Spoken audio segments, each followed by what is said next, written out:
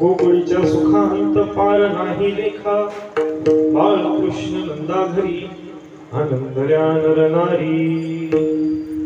गुढिया तोरणी करीती कथा गाती गाणी, गुढिया तोरणी करीती कथा गाती गाणी, बाळकृष्ण नंदा घरी आनंदल्या नर नारी।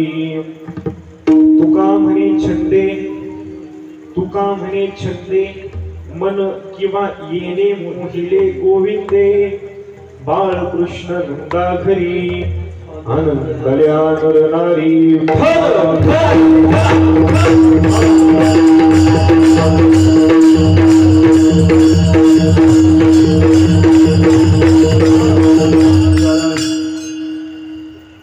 ब्रह्मानंदं परमसुखदं केवलं ज्ञानमूर्तिं द्वन्द्वातीतं गगनसदृशं तत्त्वमस्याधिलक्ष्यम् एकं नित्यं विमलमचलं सर्वाधिसाक्षिभूतं भावातीतं त्रिगुणरहितं सद्गुरुं तं नमामि।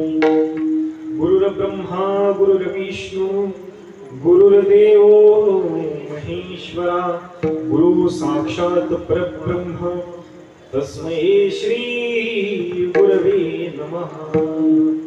नमन श्री एकदंता, नमन श्री एकदंता, एकपणे तुची आता एकी दावीसी अनेकता, परी एकात्मता नमोरे। ओम नमो ज्ञानेश्वरा, करुणा करा दयाळा, तुझा अनुग्रह नाधरो पावन झालो चराचरी। मी कळा कुसरी काहीच नेने, बोलतो वचनी अतिभाविका, तुझा अनुग्रह लाभलो पावन झालो चराचरी। एका जनार्दनी तुझा दास, त्याची आस पुरवावी, तुझा अनुग्रह लाभलो पावन झालो चराचरी। मस्तक हे पायावरी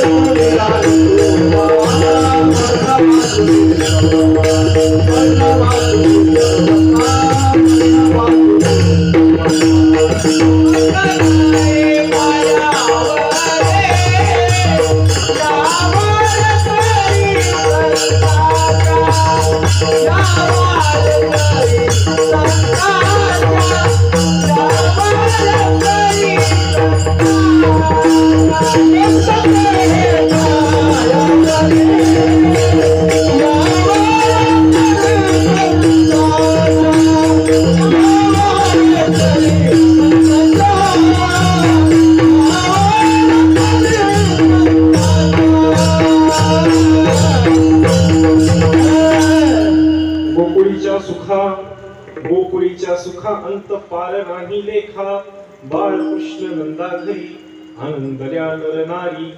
गुढिया तोरणे करीती कथा गाती गाणी, बाळकृष्ण नंदा घरी आनंदल्या नर नारी। तुका म्हणे छंदे मन मोहिले गोविंदे, बाळकृष्ण नंदा घरी आनंदल्या नर नारी निवृत्ती ज्ञानदेव सोपान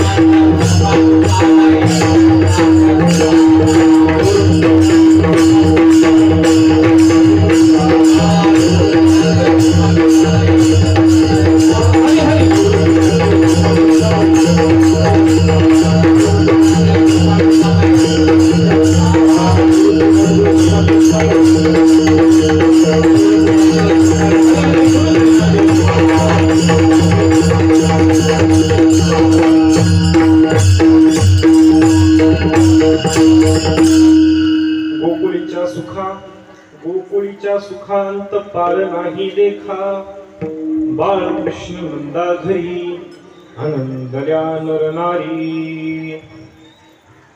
विश्वमंगल्याचे स्वप्न पुराशी बाळगून अखिल मानव जातीच्या कल्याणाकरिता ज्यांनी गीतेवर ब्रह्मानंदाची लहरी प्रगट केली असे ज्ञानी यांचे राजे योगी यांची माऊली कैवल्य साम्राज्य चक्रवर्ती संत शिरोमणी माऊली महावैष्णव ज्ञानोबाराय भगवान माय बाप्पांनो संत श्रेष्ठ ज्ञानेश्वर महाराजांनी वारकरी संप्रदायाचा भागवत धर्माचा ज्ञानाने पाया रचला।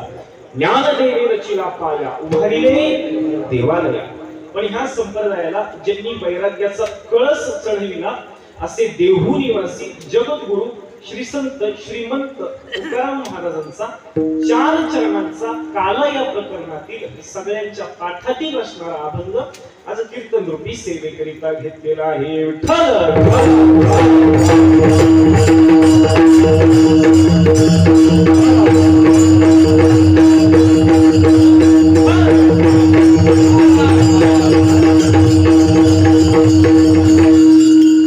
आज अतिशय सुंदर असा योग आहे। आज आपल्या ह्या गावामध्ये होणारा दरवर्षीप्रमाणे अखंड हरिनाम सप्ताह, ह्या सप्ताहातील 34वे वर्ष ह्या वर्षी सुरू आहे। ह्या 34व्या वर्षातील सांगतेचं अर्थात काल्याचे कीर्तन आज इथं सुरू आहे। ह्या कीर्तनाकरिता ज्यांनी मला इथं बोलवलं असे आमचे राजेश भाऊ मडवी असतील, त्याचप्रमाणे त्यांचे सहकार असतील, सगळे त्यांचं ते विश्वस्त मंडळ असेल, ग्रामस्थ असतील, त्यांचा परिवार असेल, आपण सगळे माझ्या पुढे बसलेले ज्येष्ठ श्रेष्ठ माझ्यापेक्षा वयाने ज्ञानाने ज्येष्ठ असणारे आपण सगळे मंडळी आपल्या सर्वांच्या चरणावर नतमस्तक होतो। ह्या ह्याच्यामध्ये जास्त वेळ न घेता अभंगाकडे प्रवृत्त होतो। विठ्ठल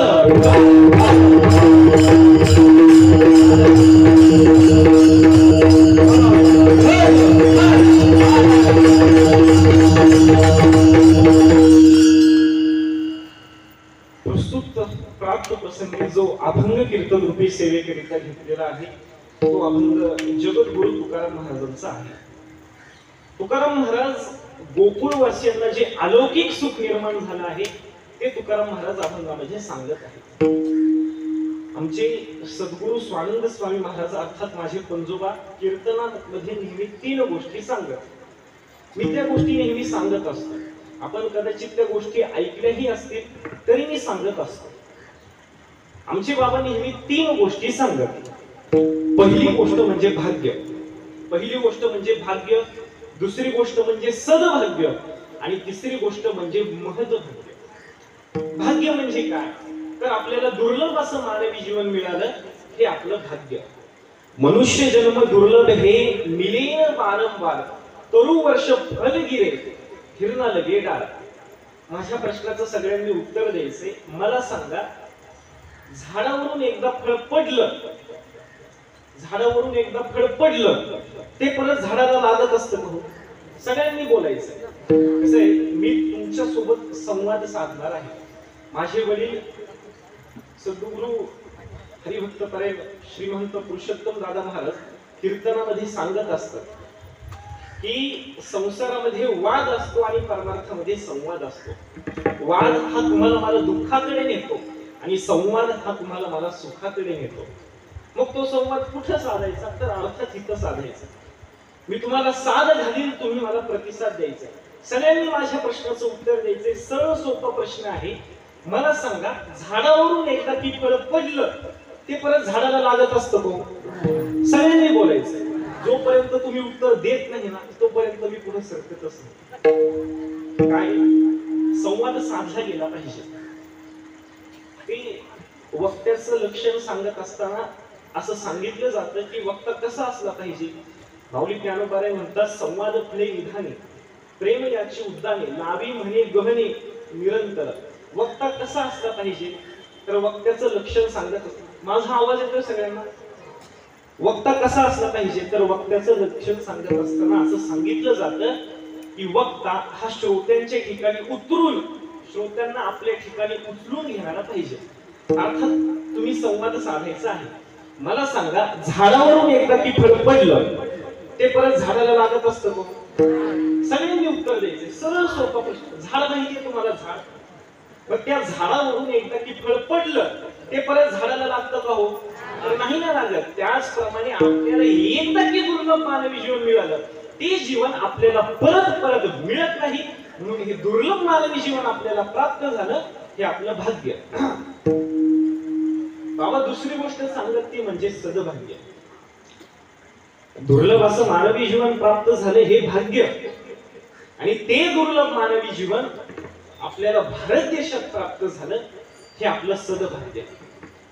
भारत देशाचं वर्णन करत असताना पूजनीय डोंगरे महाराज सांगत की भा म्हणजे ज्ञान आणि रत म्हणजे आसक्त. ज्या देशाला ज्ञान प्राप्तीची आसक्ती लागलेली आहे त्या देशाला भारत देश असं म्हटलं गेलं आहे. मी आपण सर्वांनी शाळेमध्ये एक प्रतिज्ञा देखील म्हटलेली आहे. तर सगळ्यांना पाठ असेल की नाही हे मला माहित नाही, पण मला पाठ म्हणून मी सगळं म्हणतो. तुम्ही माझ्या मागे म्हणायचे आहे, भारत माझा, सारे भारतीय माझे, माझ्या देशावरती माझे, माझ्या देशातील विविध आणि समृद्धतेने नटलेल्या परंपरांचा मला, ज्या देशाचा अभिमान वाटावा अशा देशात आपला जन्म झाला, हे आपलं सदभाग्य. मग पुढं बाबा सांगत की महत्भाग्य. दुर्लभ असं मानवी जीवन मिळालं हे आपलं भाग्य, आणि ते दुर्लभ मानवी जीवन आपल्याला भारत देशात मिळालं हे आपलं सदभाग्य, आणि ते दुर्लभ मानवी जीवन आपल्याला भारत देशात मिळूनही इतर राज्यात मिळण्यापेक्षा महाराष्ट्र राज्यात मिळालं हे आपलं सदभाग्य. महत्त्व ज्या ठिकाणी संत श्रेष्ठ ज्ञानेश्वर महाराज, जगद्गुरु तुकाराम महाराज, शांती ब्रह्म एकनाथ महाराज, संत नामदेव महाराज वादी थोर संत जन्माला आले व ज्यांनी स्वराज्याचं स्वप्न आपल्या आईच्या गर्भातच पाहिलं व ते स्वप्न सत्यात उतरविण्याकरिता ज्यांनी आपले प्राणपणाला लावले, असे छत्रपती शिवाजी महाराज आणि धर्मवीर संभाजी महाराज देखील ह्याच भूमीत जन्माला आले. त्यामुळं आपल्याला महाराष्ट्रासारख्या ह्या भूमीमध्ये, महाराष्ट्राला संतांची भूमी म्हटलं गेलं आहे. महाराष्ट्र ही संतांची भूमी आहे, आणि ह्या आपल्या संतांच्या भूमीमध्ये आपला जन्म झाला हे आपलं महत्भाग्य. विठ्ठल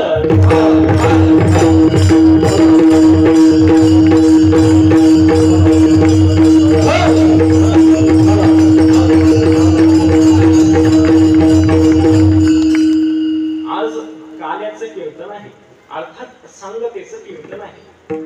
आज आपण मागील 7 दिवस जी सेवा केली त्या सेवेचा आज आपल्याला प्रसाद मिळत असतो. आज काल्याचं कीर्तन आहे.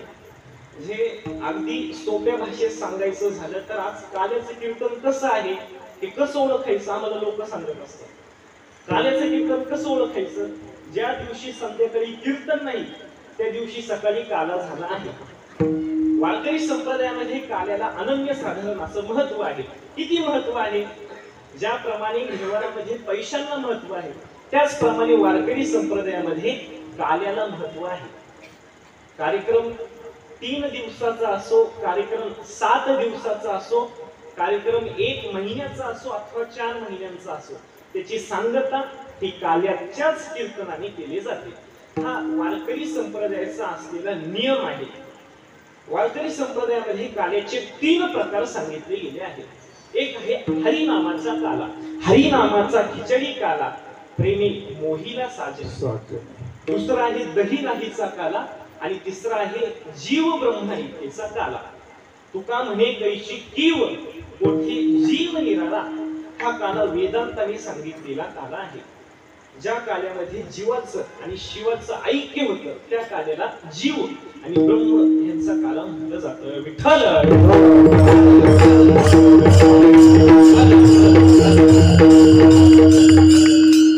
कालचं कीर्तन आहे. आज आपल्याला भगवान श्रीकृष्णाचं चरित्र ऐकायचं आहे. आज आपल्याला भगवान श्रीकृष्णाचं चरित्र ऐकायचं असतं. काल्याच्या कीर्तनामध्ये कोणाचं चरित्र ऐकायचं? सगळ्यांनी उत्तर द्या. कोणाचं चरित्र ऐकायचं? अर्थात कृष्णाचं चरित्र. का तुम्ही ऐकले का कुठे असं की काल्याचं कीर्तन आहे आणि रामाचं चरित्र सांगितलं जाणार आहे? असं ऐकले का कुठं तुम्ही?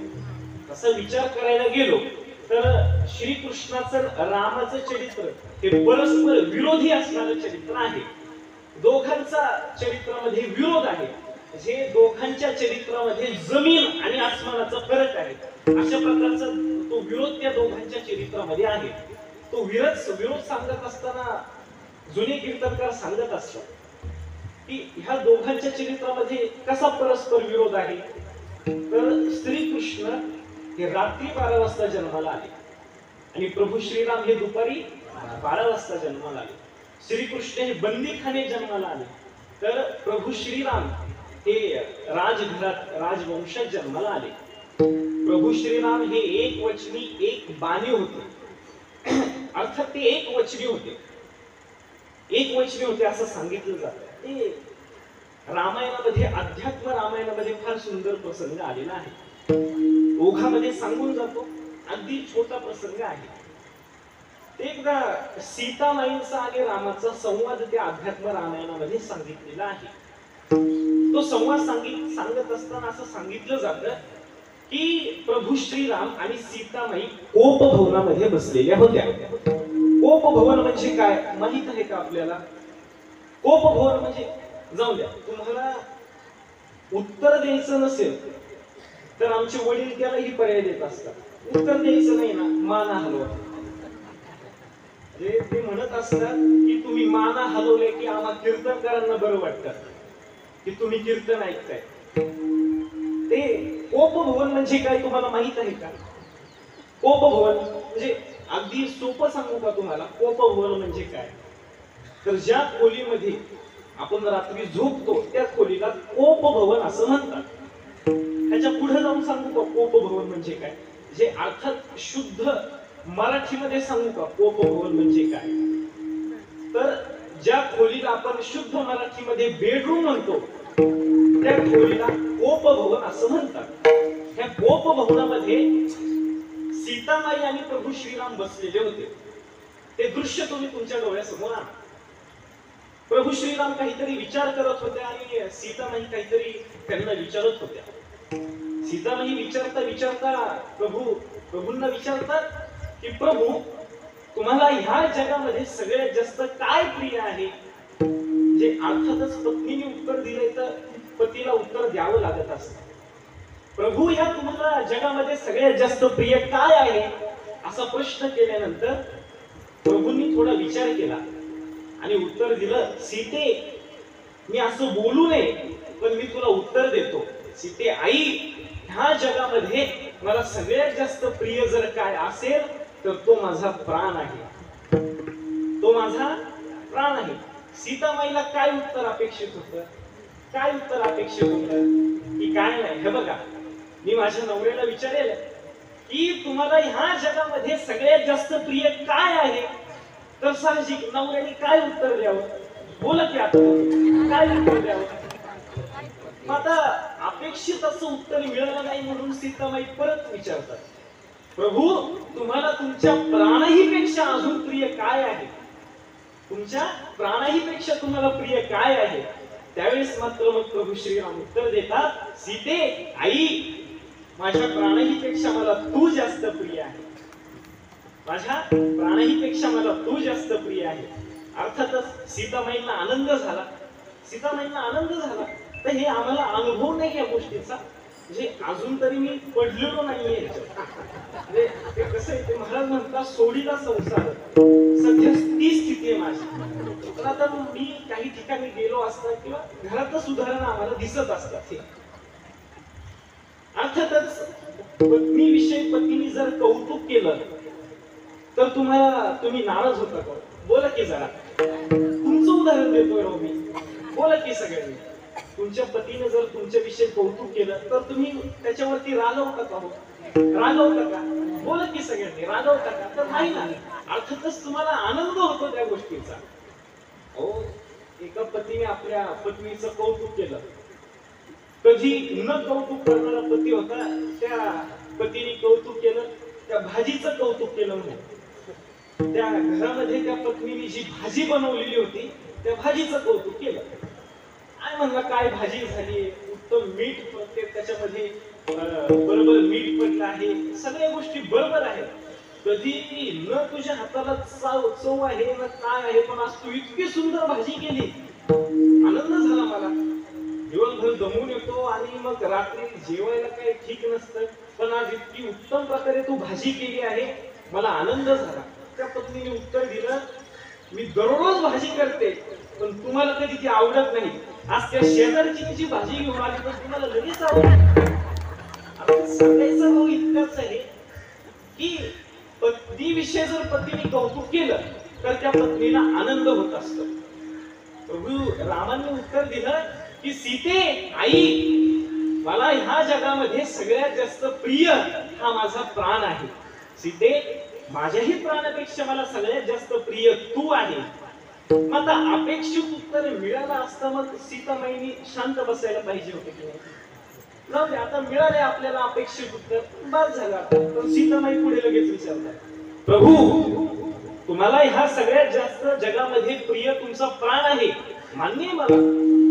ह्या जगामध्ये प्राणाही पेक्षा तुम्हाला मी प्रिय आहे, हेही मान्य आहे मला. पण ह्या जगामध्ये माझ्याही पेक्षा तुम्हाला कोण प्रिय आहे? कोण प्रिय आहे? कोण प्रिय आहे?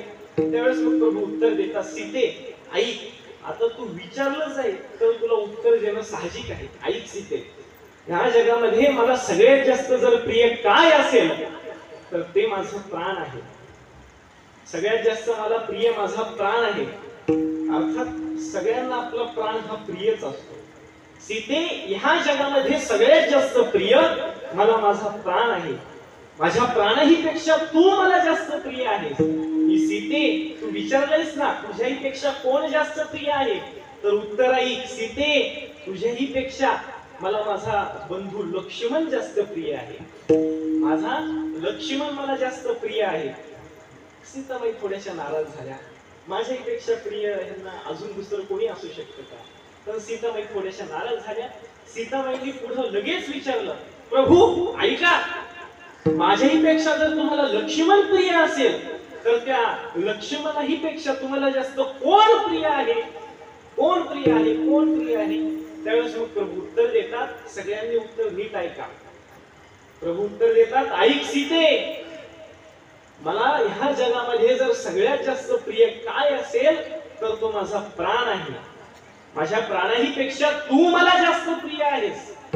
सीते, तुझ्याही पेक्षा मला माझा भाऊ लक्ष्मण जास्त प्रिय आहे.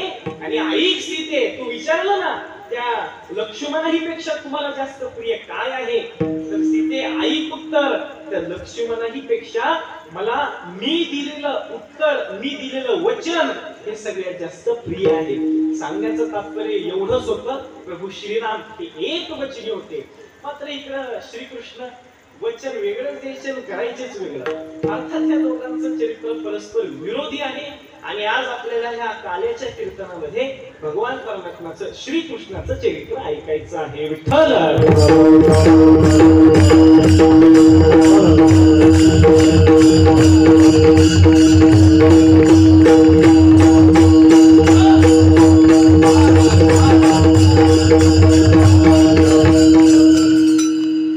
जगद्गुरु तुकाराम महाराज अभंगामध्ये गोकुळवासियांना जे अलौकिक सुख निर्माण झालं आहे त्या अलौकिक सुखाचं महाराज वर्णन करत आहे.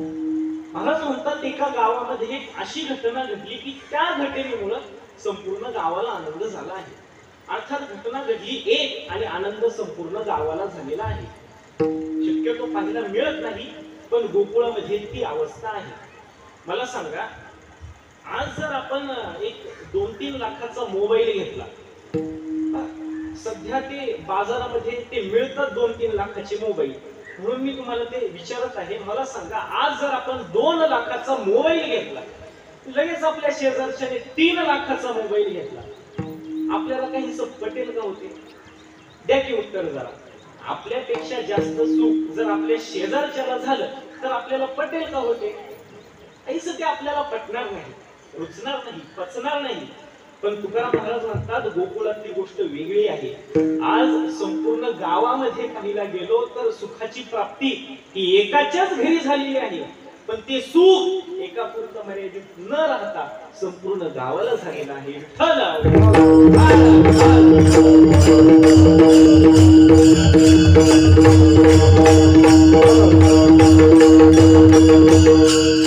या अभंगामध्ये महत्वाचं चरण हे बाळकृष्ण नंदाघरी आहे. गोकुळीच्या सुखा अंत पार राहिले का? कारण काय? बाळकृष्ण नंदाघरी आनंदल्या नर नारी. कारण काय? बाळकृष्ण नंदाघरी गुढिया तोरणे करीती कथा गाती गाणे. कारण काय आहे? तर बाळकृष्ण नंदाघरी तुका म्हणे छंदे येणे. येणे म्हणजे कोणी? तर बाळकृष्ण नंदाघरी विठ्ठल.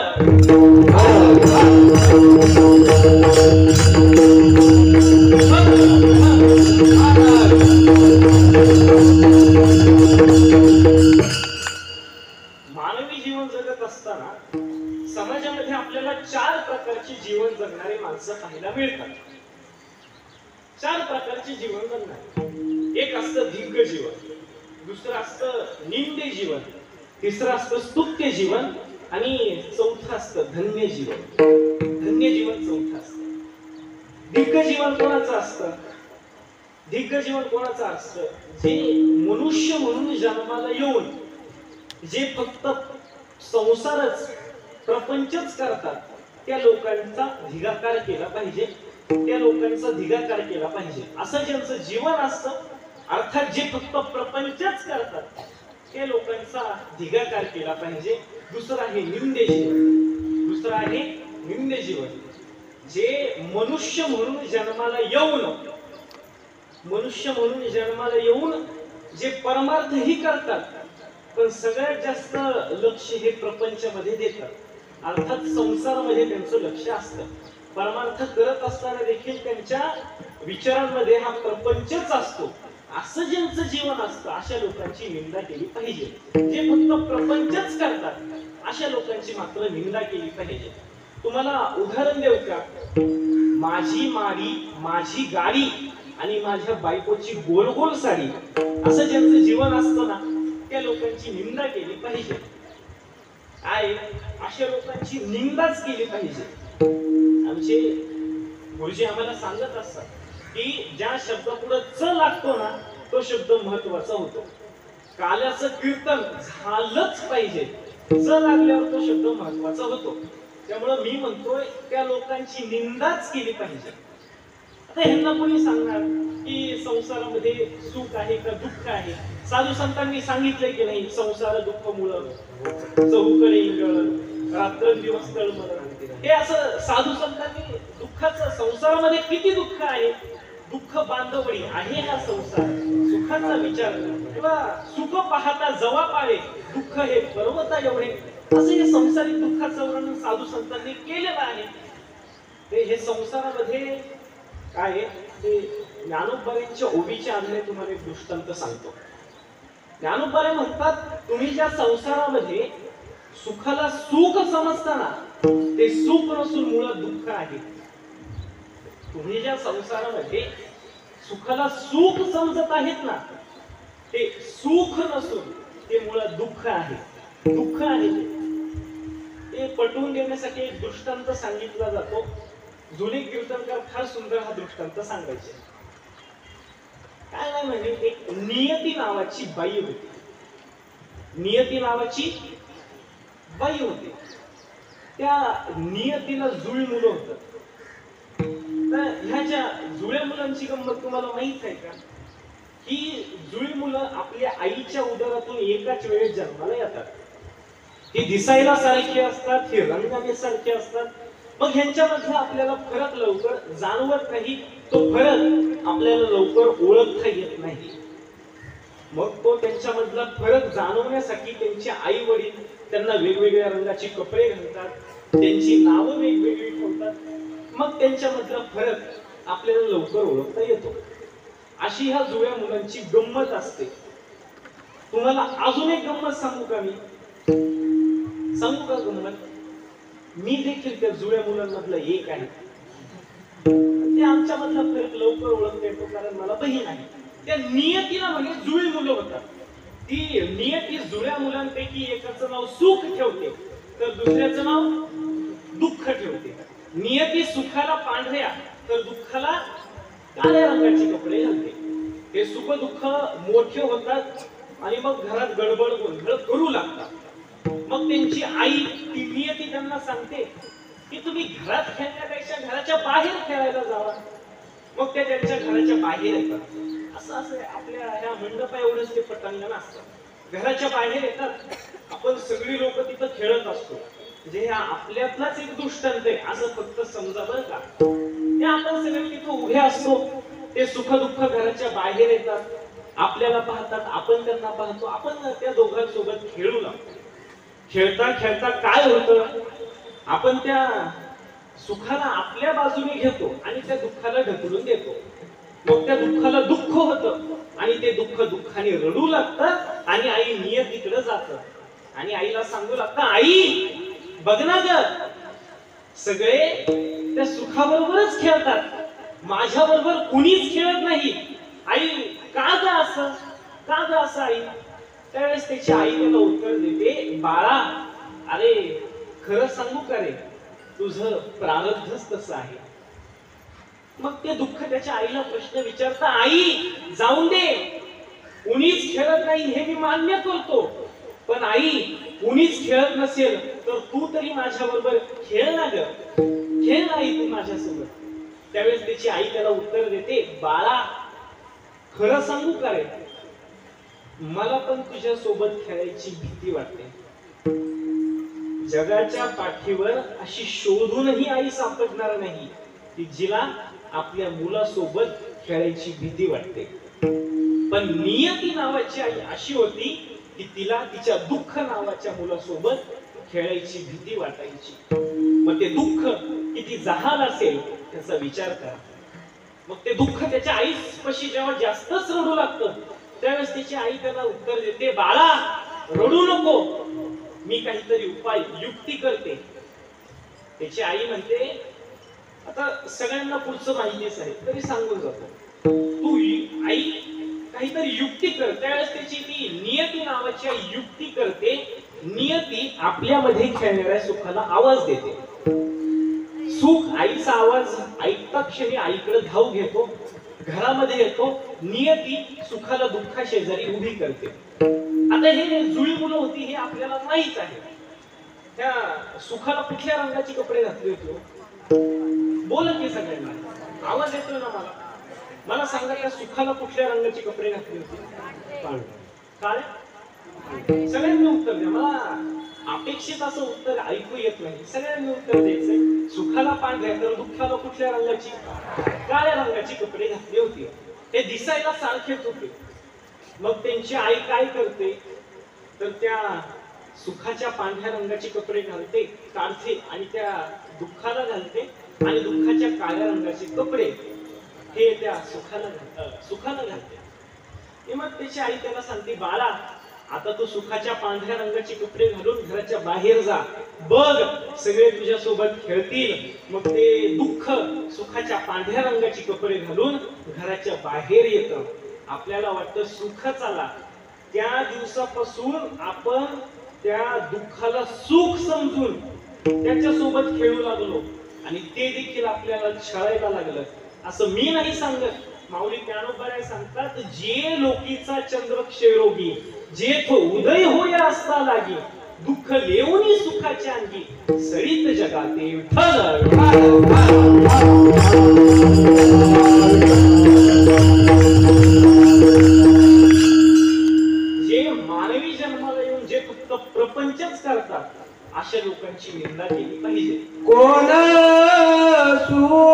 धरिले संसारे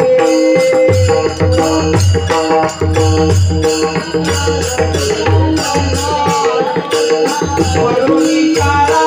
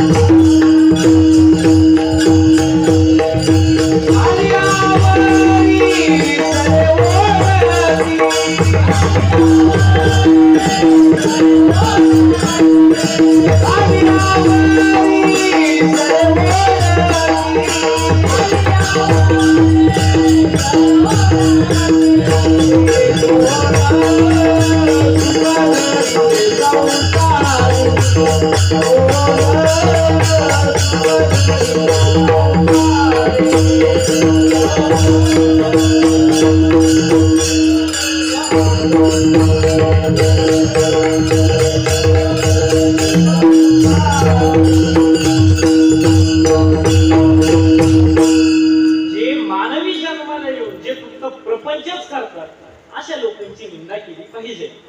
तिसरं जीवन आहे स्तुत्य जीवन. जे मनुष्य जन्माला येऊन जे नीट प्रपंचही करतात आणि नीट परमार्थही करतात अशा लोकांची स्तुती केली पाहिजे. आणि चौथं आहे धन्य जीवन. जे मनुष्य म्हणून जन्माला येऊन जे परमार्थ तर करतातच पण त्या परमार्थाची सांगड आपल्यासारख्या लोकांना देतात अशा लोकांच्या जीवनाला धन्य जीवन म्हटलं गेलं पाहिजे. आणि असं धन्य जीवन त्या गोकुळवासियांचं झालं होतं. कारण काय तर भगवान परमात्म्याचं येणं.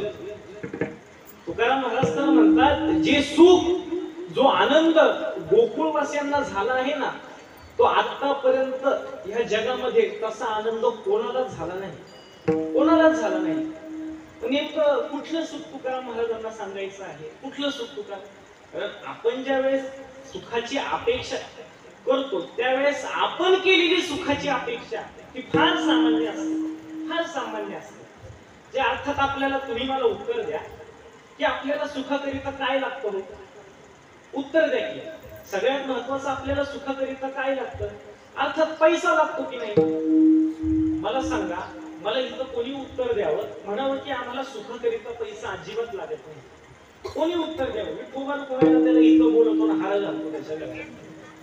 सुखाकरिता सगळ्यांना सगळ्यात महत्वाचा पैसा लागत असतो. गोकुळवासियांचा विचार केला तर गोकुळवासियांना पैसा मिळालाच ना. गोकुळवासियांना पैसा मिळालाच की. मी तर म्हणेन गोकुळवासियांना सगळ्यात आधी पैसा मिळाला. सगळ्यात आधी त्यांना पैसा मिळाला. हे त्यांच्या सुखाचंच एक प्रतीक आपल्याला म्हणावं लागेल. गोकुळीच्या सुखांत पार नाही लेखा. तोच अभंग आहे. सेवेसाठी घेतलेला तोच अभंग आहे. असं होत असतं कीर्तनाला मधून आल्यावर असो. गोकुळीच्या सुखाने आपल्याला पुढे घ्यायचंच आहे. तुकाराम महाराज म्हणतात जे सुख आतापर्यंत कोणालाच प्राप्त झालं नाही असं सुख गोकुळवासियांना प्राप्त झालं. गोकुळवासियांना पैसा सगळ्यात आधी मिळाला असं मी सांगत होतो. गोकुळवासियांना सगळ्यात आधी पैसा मिळाला. सगळ्यात आधी त्यांना पैसाच मिळाला. तुकाराम महाराज तर एका ठिकाणी सांगतात घरोघरी झाला लक्ष्मीचा वास दैत्य दारिद्र्य लक्ष्मीचा वास गंगा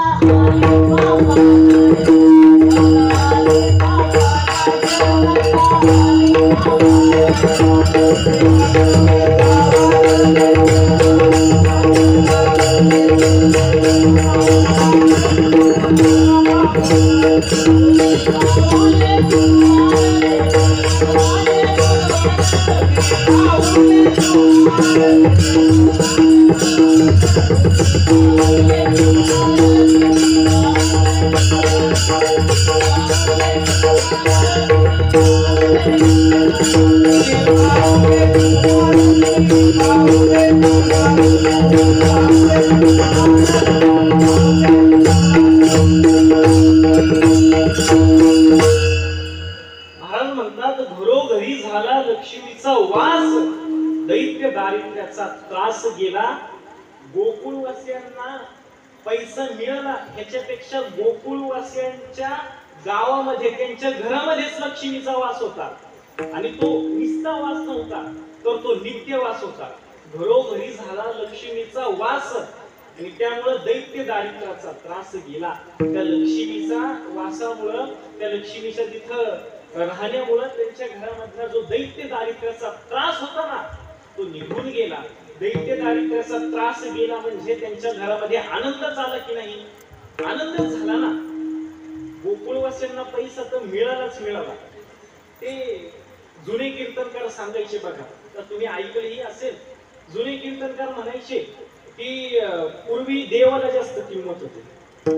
पूर्वी सगळ्यात जास्त किंमत ही देवाला होते.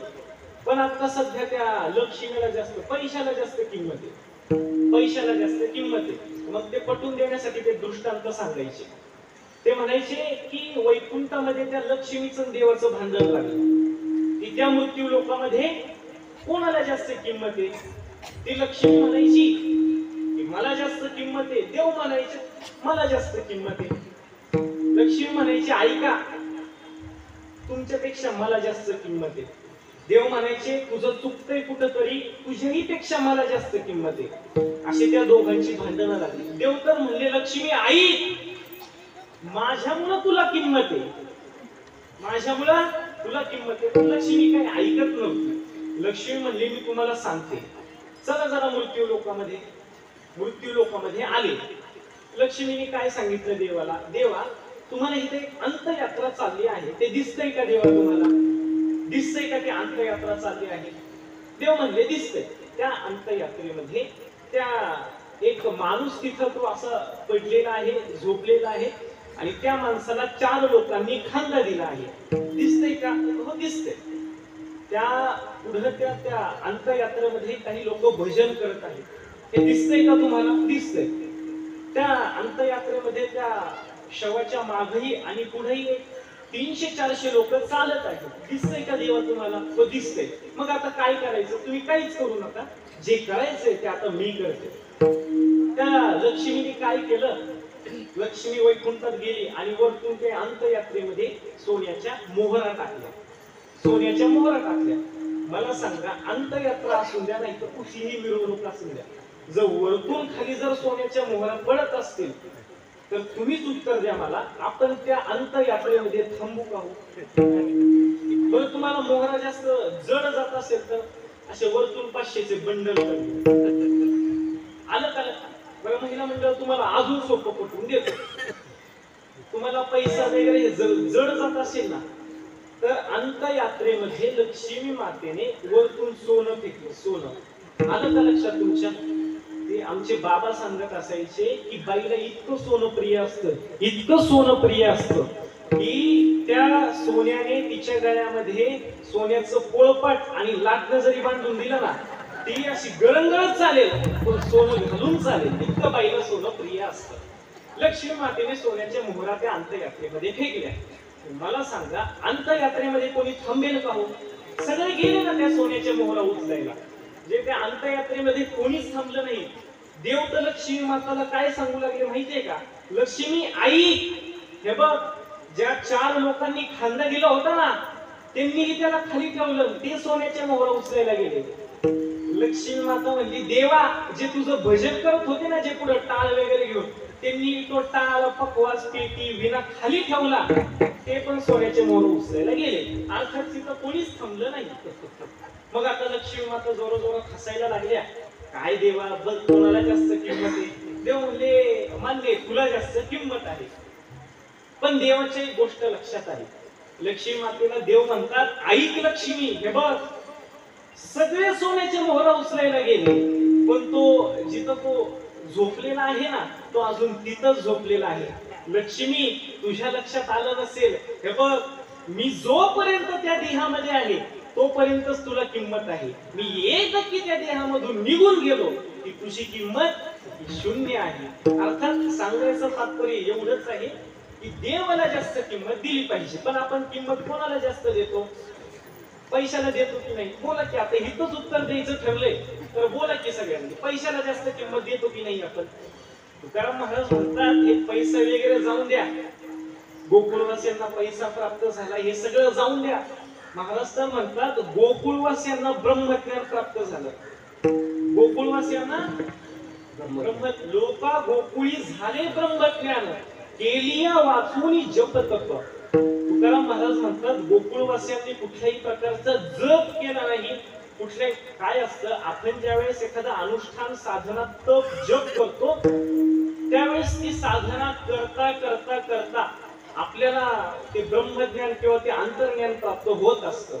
पण तुकाराम महाराज म्हणतात त्या गोकुळवासियांनी कुठल्याच प्रकारचा जप केला नाही, कुठल्याही प्रकारचा तप केला नाही, तरी त्यांना लोका गोकुळी झाले ब्रह्मज्ञान, तरी त्यांना ब्रह्मज्ञान प्राप्त झालं.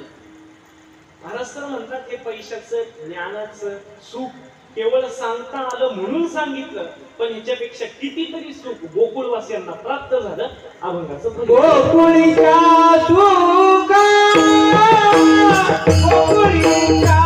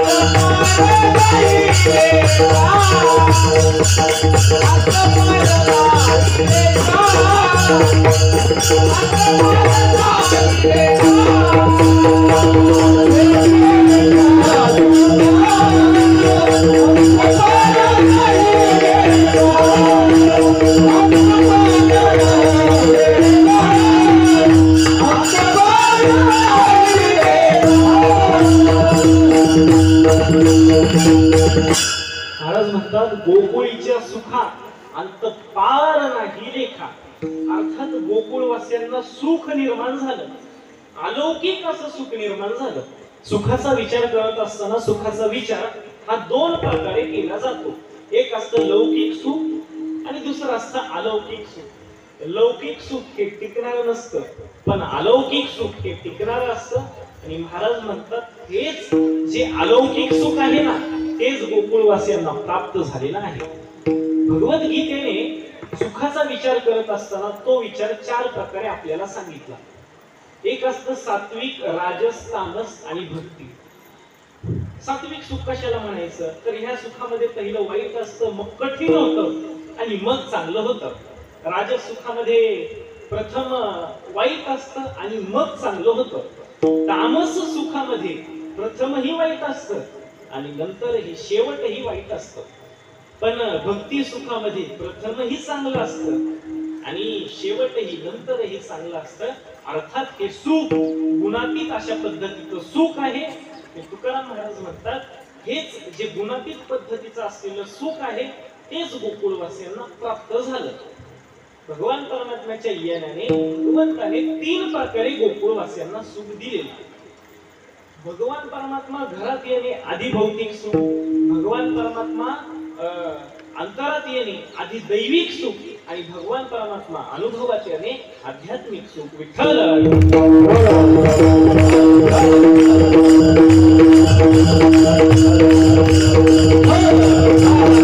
महाराज म्हणतात गोकुळ हे एक गाव आहे. गोकुळ हे एक गाव आहे. गोकुळ या शब्दाचा अर्थ काय आहे तर गो म्हणजे इंद्रिय आणि कुळ म्हणजे समूह. इंद्रियांचा समूह. जे भगवान परमात्मा ज्या वेळेस शरीरामध्ये प्रवेश करतो त्यावेळेस जो आनंद होतो तो आनंद अनंत आणि अपार असतो. म्हणून गोकुळ काय असं सांगितलं जातं की त्या गोकुळामध्ये त्या लोकांना गो या शब्दाला जास्त महत्व आहे. गोकुळामध्ये गो या शब्दाला महत्व आहे. मला सांगा त्यांच्या गावाचं नाव काय आहे? गावाचं नाव गोकुळ. गो गो आणि कुळ. कृष्णाचे सखे कोण आहेत? कृष्णाचे सखे कोण तर गोपाळ. कृष्णाच्या सख्या कोण तर गोपिका. त्यांचं मुख्य धन काय? गोधन. गोधनापासून गोरस आणि मग त्यांचं औषध ते गोमूत्र. अर्थात गो या शब्दाला तिथं महत्व आहे. महाराज म्हणतात गोकुळ हे एक गाव आहे पण त्याच्यामध्ये घर हे अत्यंत महत्वाचं आहे. भगवान परमात्मा कोणाच्या घरी जन्माला आले तर महाराज सांगतात बाळकृष्णानंदा घरी आनंदाल्या नर नारी. भगवान परमात्मा नंद यशोदेच्या घरी जन्माला आले. मग गोकुळामध्ये इतके सारे घर असताना भगवान परमात्मा नंद यशोदेच्याच का घरी जन्माला आले? दुसरं घर नव्हतं का गोकुळामध्ये? नंद यशोदेच्याच घरी का जन्माला आले? त्याचं उत्तर देत असताना आपल्याला असं उत्तर दिलं की नंद यशोदेच्या घरी पुण्य राशी होत्या त्यामुळे भगवान परमात्माने त्यांच्या घरी जन्म घेतला. मग त्यांच्या घरी जन्म घेतल्यामुळे गोकुळातल्या लोकांना आनंद झाला. मग त्यांनी तो आनंद कशा प्रकारे साजरा केला तर गुढिया तोरणी करीती कथा गाती गाणी. भगवान परमात्म्याच्या याने गोकुळवासियांना आनंद झाला. मग तो आनंद त्यांनी कसा साजरा केला तर गुढ्या उभारल्या, तोरणे बांधले, कथा केल्या, कीर्तन केली, भगवंताचे गाणे गायले, गुण गायले, भगवंताचं कौतुक असणारे भजन गायले, भगवंताची नाम साधना केली. अशा प्रकारे गोकुळवासियांनी तो आनंद साजरा केला. भगवंताची नाम साधना गोकुळवासियांनी केली पण ती साधना आपल्याकडून पण घडली गेली पाहिजे. भगवंताचं नामस्मरण घडणं हे अत्यंत महत्वाचं आहे. नामाचा महिमा सांगत असताना आपल्याला एक दृष्टांत सांगितला जातो. अर्थात आपल्या वारकरी संप्रदायाचा बीज मंत्र रामकृष्ण हरी असा आहे. अर्थात मानवी जीवन जगत असताना रामाचा आचार, कृष्णाचा विचार आणि हरीचा उच्चार हा झालाच पाहिजे. हा झालाच पाहिजे. कारण एक महात्मा म्हणतो कौन जाने कब मौत का पैगाम आ जाए, मेरी जिंदगी की आखिरी शाम हो जाए, इसलिए तलाश करता हूँ वो हर एक पल कि मेरी जिंदगी भी किसी के काम आ जाए. अर्थात आपल्याला मानवी जीवन जगत असताना आपल्या देहावर आपण कधी आपला देह जाऊ शकतो पण त्यासाठी आपल्याकडून भगवंताचं नाम घेणं अत्यंत महत्वाचं आहे. ते नामाचा महिमा सांगत असताना एक दृष्टांत सांगितला जातो. भगवंताचं नाम किती श्रेष्ठ आहे तर भगवंताच्या रामाच्या नावाने पाण्यावरती दगड करले. रामाच्या नावाने पाण्यावरती दगड करले. ते म्हणजे लंकेत जाण्यासाठी समुद्रावर सेतू बांधण्याचं ठरलं. नल आणि नील ह्या वानरांना वरदान असल्यामुळं त्यांच्या हाताने पाण्यावरती दगड करत होते पण त्यांना त्याचा अभिमान झाला आणि थोडा तयार झालेला सेतू हा पाण्यात बुडाला. मग हनुमंतराय आले. हनुमंतरायांनी सांगितलं की एका दगडावर रा लिहा आणि दुसऱ्या दगडावर म लिहा. असं केल्याने पाण्यावरती दगड तरत होते. पण प्रभू रामचंद्रांना ही गोष्ट समजली. त्यांच्या मनामध्ये आलं अरे आपल्या नावाने जर दगड करत असतील तर आपण आपल्या हाताने पाण्यामध्ये दगड टाकले तर का नाही करणार? अर्थातच करतील की. म्हणून प्रभू रामचंद्रांनी प्रयोग करायचा ठरवला. सगळी वानर सेना झोपलेली असताना प्रभू श्रीराम समुद्र काठी आले. त्यांनी हातामध्ये एक दगड घेतला. हातामध्ये दगड घेतला तो दगड पाण्यामध्ये टाकला. तर रामाने टाकलेला दगड पाण्यामध्ये तरला नाही तर तो टाकलेला दगड रामाचा पाण्यामध्ये बुडला. रामाचा दगड पाण्यामध्ये बुडला. जाऊन दे पहिला दगड होता.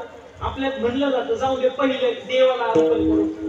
राम म्हणणारे पहिला दगड होता. दुसरा दगड घेतला. दुसरा दगड घेतला तो पाण्यामध्ये टाकला पण तोही दगड पाण्यामध्ये बुडाला. तिसरा दगड घेतला पाण्यामध्ये टाकला, तोही दगड पाण्यामध्ये बुडाला. चौथा दगड घेतला पाण्यामध्ये टाकला, तोही दगड पाण्यामध्ये बुडाला. पाचवा दगड घेतला, तो पण पाण्यामध्ये टाकला, पण तोही पाण्यामध्ये बुडाला. अरे आपण टाकलेला एकही दगड तरला नाही, म्हणून आता काय करायचं, किती वेळा दगड टाकत बसायची, त्यापेक्षा आपण घरी जाऊ. मग घरी जाण्यासाठी मागे वळून पाहतात तर काय, हनुमंतराय असे हात जोडून उभे होते. रामाने विचारलं, हनुमंता कधी रे आला तू? हनुमंतराने उत्तर दिलं, देवा तुझ्या पहिल्या दगडापासून तुझ्या पाठीमागे. अरे बघ ना म्हणे की तुम्ही टाकलेले माझ्या नावाचे दगड पाण्यामध्ये तरत आहेत, पण मी जो दगड टाकत आहे तो दगड का पाण्यामध्ये तरत नाही? हनुमंतराने उत्तर दिलं, देवा अरे तू जो दगड टाकशील तो तर बुडणारच ना. देवा तुझ्या नावाचा महिमा तुला कसा समजेल? त्यासाठी आम्हा गोड भक्तांचा जन्म झाला आहे की तुझ्या नामाचा महिमा तुझं न कळे मेघ श्यामा. तुझ्या नामाचा महिमा तुला कसा समजेल? त्यासाठी आम्हा गोड भक्तांचा जन्म झाला आहे.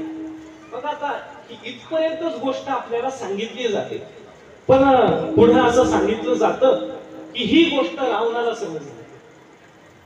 रावणाला समजली, लंकेमध्ये पोहोचली की रामाच्या नावाने पाण्यावरती दगड तरतायत, पण त्यांनी टाकलेला दगड पाण्यामध्ये बुडत आहे. त्यांनी त्याच्या हाताने टाकलेला दगड पाण्यामध्ये बुडतो आहे. रावणाला बरं वाटलं ऐकून, अर्थातच बरं तर वाटणारच ना. मग आता रावणाने काय ठरवलं की हा जो दगड आहे तो दगड आपण पण पाण्यामध्ये टाकूया. म्हणजे त्या रामाचा दगड पाण्यामध्ये तरला नाही, पण जर आपण पाण्यामध्ये दगड टाकला आणि नजर चुकीनं तो जर तरला तर त्या रामाच्या नावाचा जय जयकार होण्यापेक्षा आपल्या नावाचा जय जयकार होईल. मग रावणाने जाहीर केलं की अशा अशा दिवशी मी पाण्यावरती दगड टाकणार आहे. सगळ्यांनी पाहिलं त्या रामाचा दगड काही तरला नाही, पण मी तुम्हाला खात्री देतो की माझा दगड पाण्यावरती तरणार आहे. मग तो दिवस उजाडला. त्या दिवशी सगळी अशी भरगच्च गर्दी झाली तिथं. सगळे बघायला आले, आणि त्या देवाचा दगड तरला नाही, पण हा रावणच पाण्यावरती दगड टाकणार आहे आणि त्यांनी तर आपल्याला खात्री दिली आहे की माझा दगड पाण्यामध्ये तरणार आहे. चला म्हणे बघायला सगळे. इतकी गर्दी झाली तिथं, बास रे बास. त्या रावणाची बायको पण तिथं आली, ती मंदोदरी पण तिथं आली. एवढ्या गर्दीमध्ये मग त्या रावणाने हातामध्ये दगड घेतला. डोळे झाकले आणि मनातल्या मनामध्ये काहीतरी पुटपुटला. मनातल्या मनात काहीतरी पुटपुटला आणि तो दगड पाण्यामध्ये टाकला. तर रावणाने टाकलेला दगड बुडाला नाही, तर तो तरला.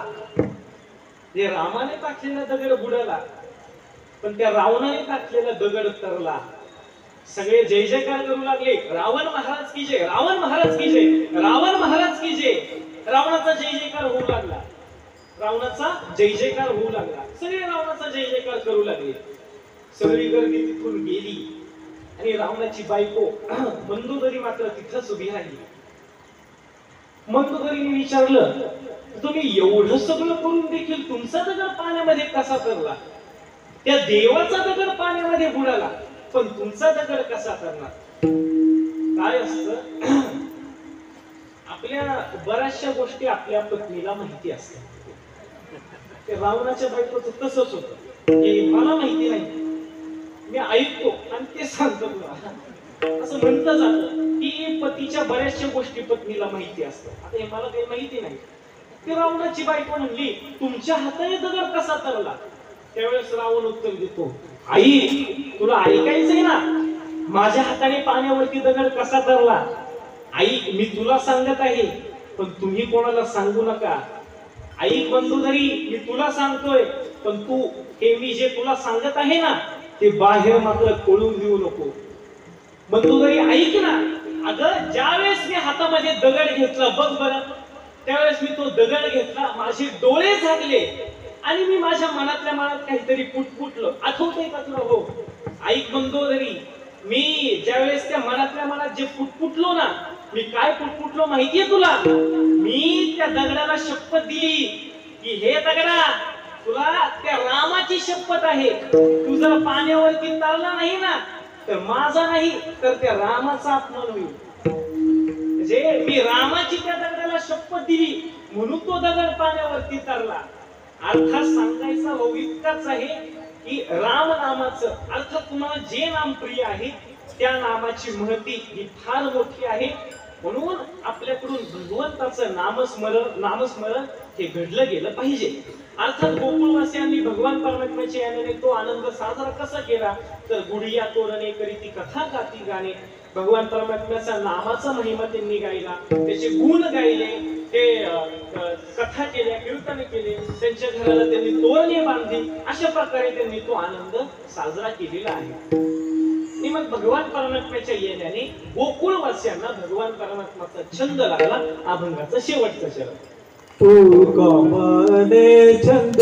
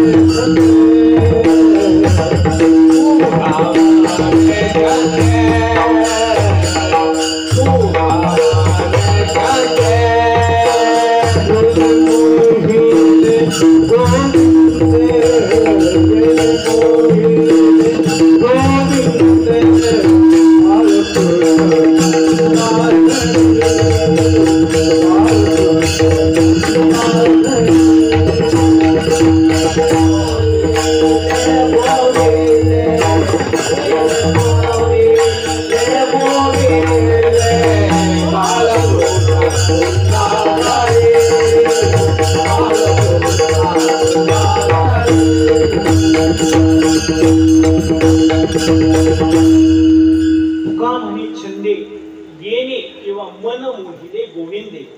भगवान परमात्म्याच्या येण्याने गोकुळवासियांना भगवंताचा छंद लागला. महाराज म्हणतात गोकुळीच्या सुखा अंत पार नाही लेका.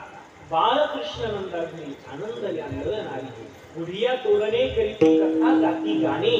बाळकृष्ण नंदाघरी आनंदल्या नर नारी. तुका म्हणे छंदे येणे, त्याच्यामध्ये जरा पाठभेद आहे. काही मध्ये येणे आहे आणि काही मध्ये मन आहे. तुका म्हणे छंदे येणे किंवा मन मोहिले गोविंदे.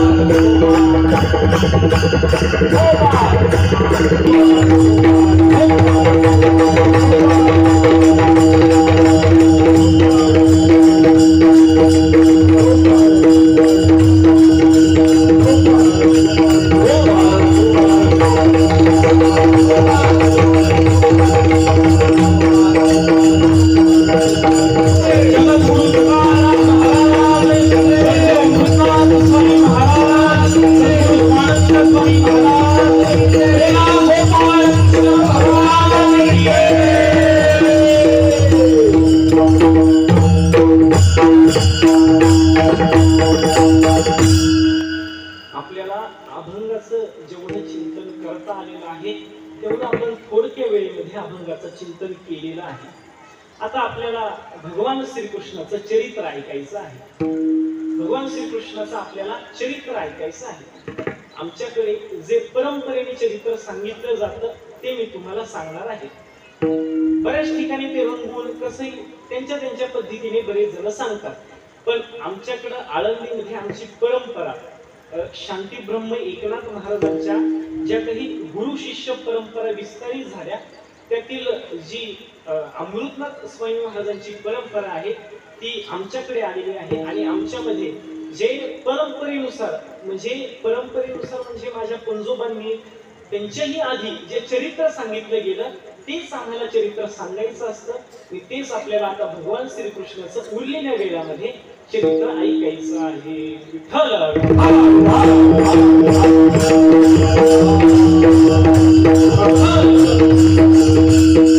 माझी वाणी तुझे वर्णी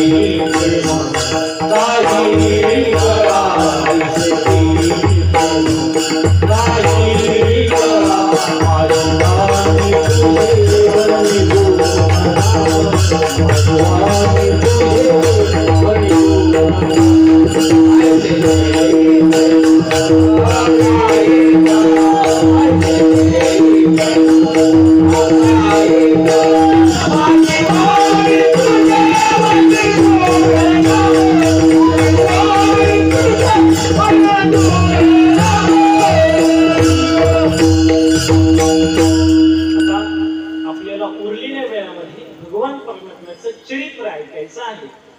भगवान श्रीकृष्णाचं चरित्र हे निजधामाला जाईपर्यंत भगवंताचं चरित्र हे 125 वर्षांचं आहे, अर्थात 125 वर्षांचं आहे. मग ते सगळंच आपल्याला पाहिजे आहे का? तर नाही. तुकाराम महाराज म्हणतात चरित्र ते उच्चारावे, चरित्र ते उच्चारावे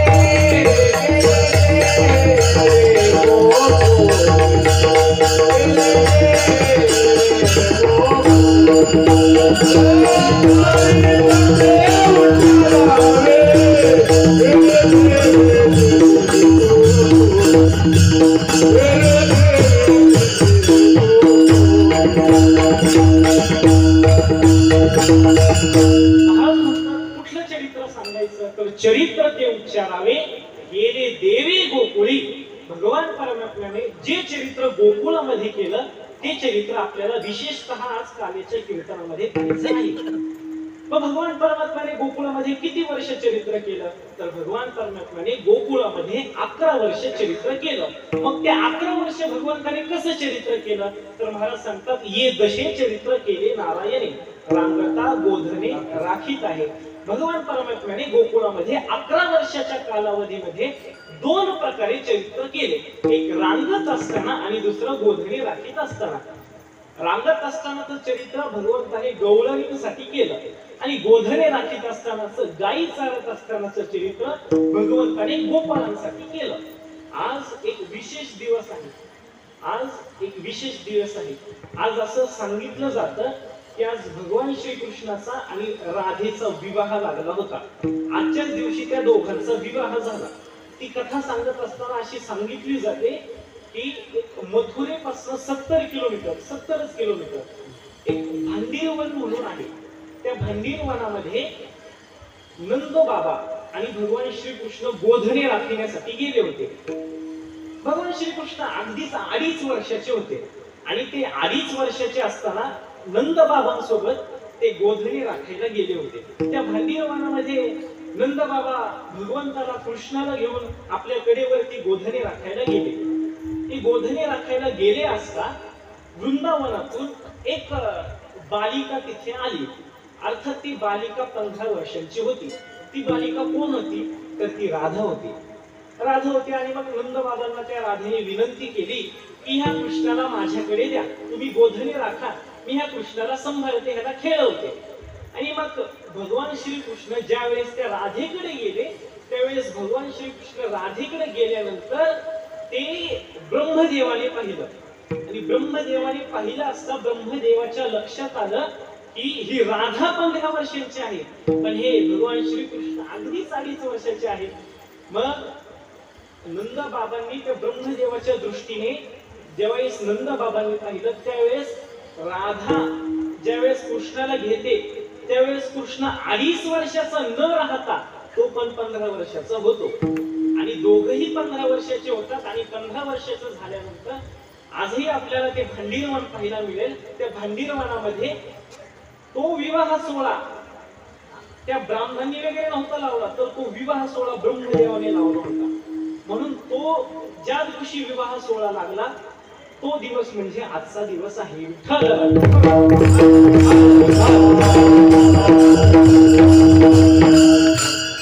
भगवान परमात्म्याने गोकुळामध्ये 2 प्रकारे चरित्र केले. एक रांगत असताना केलं आणि दुसरं गोधने राखीत असतानाच केलं. ते कंसाला आकाशवाणी झाली की वसुदेव देवकीच्या पोटी जन्माला येणारा 8वं बाळ तुझ्या मरणाचं कारण ठरणार आहे. कंस घाबरला, गडबडला, गोंधळला, विचार करू लागला आणि कंसाच्या मनामध्ये विचार आला, अरे आपल्याच बहिणीचं बाळ जर आपल्याला मारणार असेल, आपल्याच बहिणीचं बाळ जर आपल्याला मारणार असेल तर आपण आपल्या बहिणीलाच मारून टाकू. म्हणजे आपल्याला त्याची चिंताही नाही राहणार, बाळही नाही जन्माला येणार आणि आपण निश्चिंत राहू. म्हणून स्वतःच्याच बहिणीला मारायला कंस निघाला.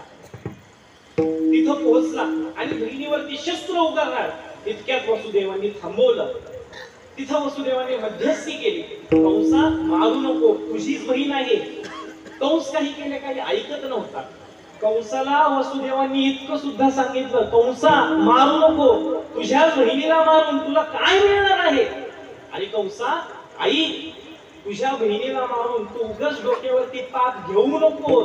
कंसा तुझ्या बहिणीच्या पोटी जर 8वं बाळ जन्माला नाही आलं तर तू काय करशील. कंस काही केल्या काही ऐकत नव्हता, काहीच ऐकत नव्हता. मग त्यावेळेस वसुदेवांनी मधला मार्ग शोधला. वसुदेवांनी कंसाला सांगितलं, कंसा ऐक, तुझं नाही माझं, आपण काय करू, आमच्या दोघांच्या पोटी जन्माला येणारं प्रत्येक बाळ मी तुझ्यापाशी आणून देईन, मग तू निश्चिंत राहशील की नाही. कंस म्हणला चालेल. काही दिवसांच्या अंतराने वसुदेव देवकीच्या पोटी पहिलं बाळ जन्माला आलं. आपल्या शब्दाला जागून वसुदेवांनी ते बाळ कंसाकडे नेलं. कंसाने त्या बाळाकडे पाहिलं आणि वसुदेवांना सांगितलं, तुम्ही बाळाला घेऊन जावा. कंसाने विचार केला, अरे आपल्याला तर 8वं बाळ मारणार आहे, पहिल्याच बाळाला मारून कुठं पाप करता, पहिल्याच बाळाला मारून कुठं पाप करता. म्हणजे कंसाला देखील कळत होतं बाळाला मारल्यावर पाप लागतं. ते आपल्या सामान्य माणसांना ह्या गोष्टी कळत नाही, पण तो कंस राक्षस असून त्याला कळायचं बाळाला मारल्यावर पाप लागतं. वसुदेव पहिलंच बाळ आहे, घेऊन जावा तुम्ही. वसुदेव म्हणले नक्की का, कारण असं सांगितलं जातं की राक्षसांच्या दिलेल्या शब्दावर जास्त विश्वास ठेवू नये. नक्की का, मग घेऊन जावा. मग वसुदेव ते बाळ घेऊन आले. मग लगेच नारद महर्षी आले. महर्षी नारदांना म्हटलंच गेलं आहे, कळीचा नारद. ते विनोदाने मी सांगत असतो की जिसकी नहीं होती कोई बात रद्द उसे ही कहते नारद. नारद महर्षी आले. नारद महर्षीने सांगितलं की कंसा तू काय केलं. अरे तू पहिल्या बाळाला सोडून तू फार मोठी चुकी केली आहे. कंसा मला सांग, जर पहिलं बाळ जर 8वं बाळ असेल तर तू काय करशील. कंसा, अरे दुसरं बाळ जर 8वं बाळ असेल तर तू काय करशील. तिसरं बाळ जर 8वं बाळ असेल तर तू काय करशील. चौथं बाळ जर 8वं बाळ असेल तर तू काय करशील. 5वं बाळ जर 8वं बाळ असेल काय करशील. 6वं बाळ जर 8वं बाळ असेल तर तू काय करशील. काय करायचं, मारून टाक. मग वसुदेव देवकीच्या पोटी जन्माला येणारी 6 बाळ कंसाने मारून टाकली. 7व्या वेळेस ते बाळ योग मायेच्या कृपेने रोहिणीच्या गर्भात नेऊन ठेवलं आणि 8व्या वेळेस भगवान परमात्मा जन्माला आले. भगवान परमात्मा 8व्या वेळेस 8 वर्षाच्या बालक स्वरूपामध्ये भगवान परमात्म्याने जन्म घेतला. मग तिथं त्या देवकीच्या भगवंताचा संवाद सांगितला गेला आहे. तो संवाद फार विस्ताराने सांगितला आहे. मी आधी थोडक्यात सांगतो. त्या 8 वर्षाचं मूल जन्माला आल्यानंतर देवकीने भगवंताला सांगितलं, अरे भगवंता 8 वर्षाचं कुठं बाळ असतं का रे. भगवंता 8 वर्षाचं कुठं बाळ असतं का, मला सांगा. 8 वर्षाचं बाळ नसतं तर किती वर्षाचं बाळ असतं. मान्य 8 वर्षाचं बाळ नसतं, मग किती वर्षाचं बाळ असतं. अगदी लहान असताना ते 9 महिन्याचंच असतं. मग देवकीच्या विनंतीला जागून भगवंत बालक स्वरूपामध्ये जन्माला आले. बालक स्वरूपामध्ये जन्माला आल्यानंतर ते तेजस्वी मोहित असं स्वरूप भगवंताचं पाहिल्यानंतर वसुदेवाने भगवंताला मिठी मारली. मिठी मारल्यानंतर देवकी लगेच म्हणायला लागली, सोडा सोडा मिठी, लपवा लपवा जग जेठी. अगं माझंच बाळ आहे, माझ्याच बाळाला जर मी मिठी मारली तर तुला काय होतंय म्हणे, तुला काय होतंय, मारून दे ना मिठी. काय आत्ताच जन्माला आले, आत्ताच मिठी मारली तर तुम्हाला असं बोलते, पुढे तर तू काय काय बोलशील. माझ्याच बाळाला जर मी मिठी मारली तर तू म्हणते सोडा मिठी आणि लपवा त्याला. अगं का लपवायचं मी, तर लगेच देवकी पुढे सांगते, जणी कंसाची कळेल माझ्या बाळाशी मारेल. अरे त्या दुष्ट कंसाला कळल्यावर तो माझ्या बाळाला मारून टाकेल, तुम्ही लपवा ह्याला. कुठे लपवायचं. वसुदेव म्हणले आपण तर बंदी खाण्यात आहे, ह्या बाळाला कुठं लपवायचं. हे भगवान परमात्मा बोलू लागले, तुम्ही लपवण्याचे वगैरे काही नादी लागू नका, मी जे सांगतो ते करा. भगवान परमात्मा बोलू लागले, नंदाच्या घराला मज नेही गोकुळाला, माया उपजली तेथे ठेवी मज आणि येथे. मला गोकुळामध्ये नंदाच्या घराला घेऊन चला आणि तिथं जी माया उपजली आहे ना तिला इथं आणा, मला तिथं न्या आणि त्या मायेला इथं आणा. वसुदेव म्हणजे अरे भगवंता तू बोलत आहेस, पण हे जे तुझं बोलणं आहे इतकं सोपं आहे का, तुला गोकुळात नेणं इतकं सोपं आहे का, इतकं सोपं आहे का. त्यावेळेस मग भगवान परमात्मा बोलू लागले, तुम्ही मला फक्त डोक्यावरती घ्या, तुमचं एक एक संकट टळत जाईल, तुमचं एक एक संकट टळत जाईल. मग भगवान परमात्माला वसुदेवांनी डोक्यावरती घेतलं. हा संवाद ते लवा पांगरकर हे नावाचे संत चरित्रकार होऊन गेले. ते मी एक लेख लिहिला आहे भगवान श्रीकृष्णावरती, त्याच्यावरती हा संवाद फार सुंदर आलेला आहे. मग वसुदेवांनी सांगितलं, अरे भगवंत तू एवढं बोलतोय, मला गोकुळामध्ये घेऊन चला, मला इकडे घेऊन चला, नंदाच्या घराला घेऊन चला, पण तुला तिथं नेणं एवढं सोपं आहे का, सोपं आहे का, सोपं आहे का सांगा बरं. भगवान परमात्मा म्हणले, तुम्ही मला डोक्यावरती घ्या, तुमचं एक एक संकट टळत जाईल. मग वसुदेवाने भगवंताला डोक्यावरती घेतलं. डोक्यावरती घेतल्यानंतर मग त्यांनी तिथं गोकुळामध्ये गेलं आणि मग वसुदेवांची एक एक संकट टळत गेली. भगवान परमात्माला ज्या वेळेस वासुदेवाने डोक्यावर घेतलं त्यावेळेस वासुदेवांची एक एक संकट टळत गेले. आपल्याला पाहायला मिळेल की वासुदेवांच्या हातातल्या बेड्या सुटल्या, पायातल्या साखळ्या सुटल्या, ते द्वारपाल झोपी गेले, ते दरवाजे उघडले, यमुना मातेने रस्ता करून दिला, त्या शेष नागाने, त्या शेष भगवंताने त्या वाट धरून दिली, आश्रय दिलं. म्हणजे असं एक एक संकट आपल्याला टळत असतानाच पाहायला मिळेल. मग वसुदेवाने तिथल्या मायेला इथं आणलं आणि भगवंताला गोकुळामध्ये सोडलं. भगवंताला गोकुळामध्ये सोडल्यानंतर भगवंत एकटाच गोकुळामध्ये गेला का हो, भगवंताचा जन्म एकटाच झाला का, भगवंत एकटाच गोकुळामध्ये गेला का, तर नाही. आत्ताचा भक्त पहा की गोकुळीच्या सुखात अंत पार नाही लेखा, बाळकृष्ण नंदाघरी आनंदल्या नर नाही, गुढिया तोरणे करीती कथा गाती गाणे, बाळकृष्ण नंदाघरी आनंदल्या नर नाही. तुका म्हणे छंदे मन मोहिले गोविंदे. भगवान परमात्मा एकटा नाही गेला, तर भगवान परमात्मा गेल्याने गोकुळवासीयांची भीती गेली आणि गोकुळवासियांना आनंदच आनंद झाला. गोकुळवासी निर्भय झाले, निर्भय. जे भगवान परमात्म्याचे येण्याने गोकुळवासी निर्भय झाले. ते महाराज म्हणतात, गोकुळी आनंद, गोकुळी आनंद प्रकट,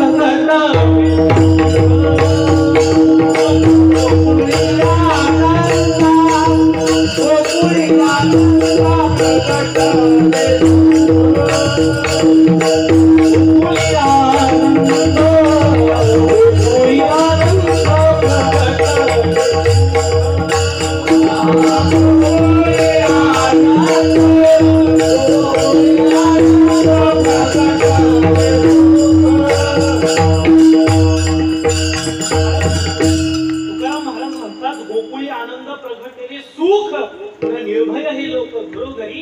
गोकुळामध्ये भगवान परमात्म्याच्या येण्याने गोकुळवासी निर्भय झाले.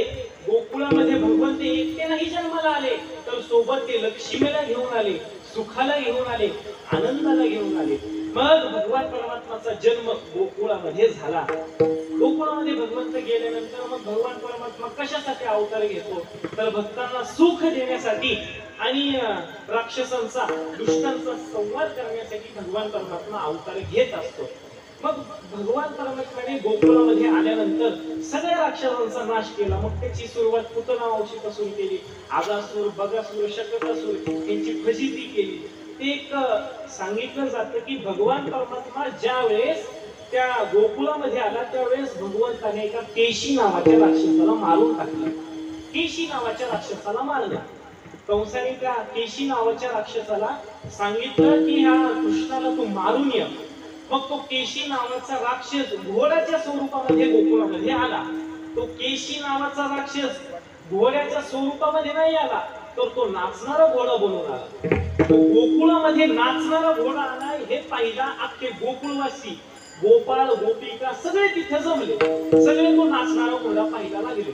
तो घोडा काय करायचा, नाचायचा नाचायचा आणि त्या गोपाळांकडे जायचा. कारण त्या घोड्याला माहित होतं की हे जे गोपाळ आहेत हे गोपाळ त्या कृष्णासोबतचे.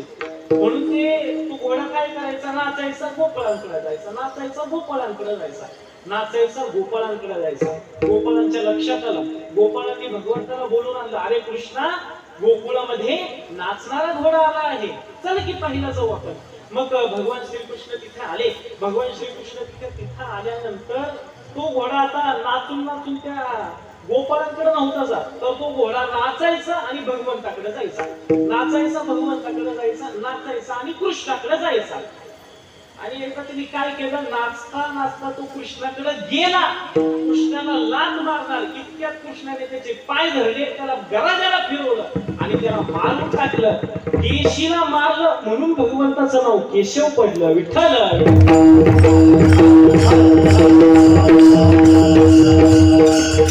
अर्थात केशी नावाच्या राक्षसाला मारलं म्हणून भगवंताचं नाव केशव पडलं. प्रत्येक कारणामागे काही ना काहीतरी असतं. ते आता तुम्हाला माहिती आहे का, हे भगवान परमात्मा आपल्या मुकुटावरती तो मोर पिसारा का धारण करतात त्याची फार सुंदर कथा सांगितली जाते. ते रामायणामध्ये म्हणजे सीतामाईला तहान लागली. तहान सीतामाई आणि प्रभू राम लक्ष्मण तहानाने व्याकुळ झाले. पाणी कुठं भेटत नव्हतं. शेजारी जवळपास कुठं तलाव नव्हता, नदी नव्हती, पाणी नव्हतं. ह्या तिघांनाही फार तहान लागली होती पण शोधूनही पाणी काही सापडत नव्हतं. मग भगवान परमात्मा शोधत होते, पाण्याची शोध घेत होते पण शोधूनही पाणी ते काही सापडत नव्हतं. मग एक मोर भगवंतापाशी आला. मोराने सांगितलं, भगवंता रामा, तू माझ्या पाठीमागे ये, मी तुला तलावापाशी सोडतो. मग भगवान परमात्मा त्या मोराच्या मागे मागे चालू लागले. पण त्या मोराच्या गतीमध्ये आणि रामाच्या गतीमध्ये चालण्याचे अंतर पडलं. मग त्या मोराच्या लक्षात आलं, अरे आपल्या आणि रामाच्या गतीमध्ये अंतर पडत आहे, काहीतरी केलं पाहिजे. मग त्या मोराने आपले मोर पिसारे एक एक असे त्या वाटेवरती सोडत सोडत सोडत तो मोर त्या तलावापर्यंत गेला. आणि त्या तलावापर्यंत गेल्यानंतर आपले ते पिसारे सोडल्यामुळे तो मृत्यूमुखी पडला. काय असतं तुम्हाला माहित असेल ही गोष्ट, ज्या वेळेस मोर आपले पिसारे स्वतःहून काढतो किंवा आपण त्याचे पिसारे आपल्या बळजबरीच्या मोराच्या विरोधात जाऊन काढतो त्यावेळेस मोराला मात्र त्रास होतो, तो मृत्यूमुखी पडू शकतो. पण मोराचे ऋतूनुसार जर पिसारे निघाले तर मोराला मात्र त्रास काही होत नाही. पण त्यावेळेस त्या मोराने आपण ऋतू नव्हता, मोराने स्वतःहून पिसारे काढले होते म्हणून मोराला त्रास झाला आणि तो मोर तलावापाशी गेल्यानंतर मृत्यूमुखी पडला.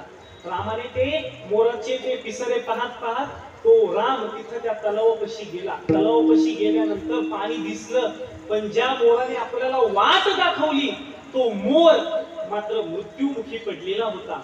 रामाने त्या मोराकडे पाहिलं, त्या मोराला विचारलं, अरे मयुरा आई. त्या मोराला रामाने वचन दिलं. मी सांगितलं तुम्हाला सुरुवातीला की प्रभू श्रीराम हे एक वचनी होते, दिलेलं वचन ते पाळायचे. रामाने त्या मोराला वचन दिलं, मयुरा आई, मयुरा आई, तू माझ्यासाठी तुझा मृत्यू दिला आहेस, तू माझ्यासाठी तुझा मृत्यू दिला आहे तर आई मी पुढच्या अवतारामध्ये श्रीकृष्ण म्हणून जन्माला येईन आणि ज्या वेळेस श्रीकृष्ण म्हणून जन्माला येईन त्यावेळेस तुझा हा मोराचा पिसारा आहे ना तो मोराचा पिसारा मी माझ्या मुकुटावर धारण करेन म्हणून भगवान श्रीकृष्ण मुकुटावर मोर पिसारा धारण करायचे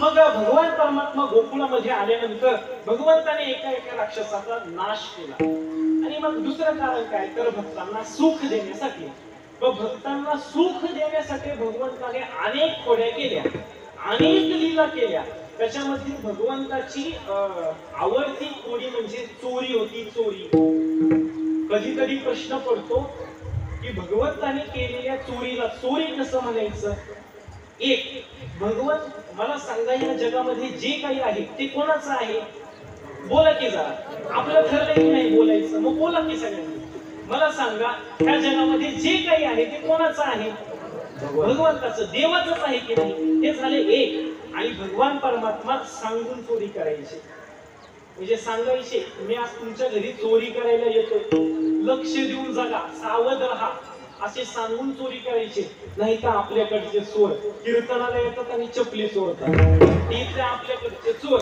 भगवान परमात्मा सांगून चोरी करायचे भगवंताची आवडती खोडी चोरी होती ते मग अर्थात भगवंताने कुठलीही खोडी केली की यशोदा मातेकडे गाढा नाही यायचं गाढा आल्यानंतर ती यशोदा माता सांगायची हो माझा कृष्ण अगदी लहान आहे तो कसा चोरी करेल अगदी तो रांगतच आहे ना बाळ सगुण गुणाची ताणी बाळ दिसते गोजीवाने याच्यामधला भाव काढत असताना गुरुजी आमचे गुरुवारी मी ज्यांच्याकडे शिकत आहे ते डॉक्टर हरिभक्त गुरुवारी जयवंत महाराज बोलले ते भाव फार सुंदर काढत असतात ते सांगत असतात यशोदा माता सांगायची बाळ सगुण गुणाचे ताणी की बाळ दिसते गोजीवाने यशोदा माता गाढानं घेऊन आलं तर असं सांगायची बाळ सगुण गुणाचे ताणे बाळ दिसते गोजीवाने बाळ फक्त दिसते ते आहे नाही बाळ दिसते गोजीवाने आणि जसं दिसतं तसं म्हणून तर जग फसतं तुम्ही फसलेलेच आहात विनोदाचा भाग दूर ठेवा यशोदा माता गाळानं सांगतो गाळानं घेऊन आल्यावर सांगायचं माझा कृष्ण अगदी लहान आहे तो कसा खोडी करेल असं सांगायची यशोदा माता भगवंताने पण अगदी रांगत असतानाच खोड्या करायला सुरुवात केली तुकाराम महाराज म्हणतात भगवान परमात्मा कसा रांगायचा महाराज फार सुंदर म्हणतात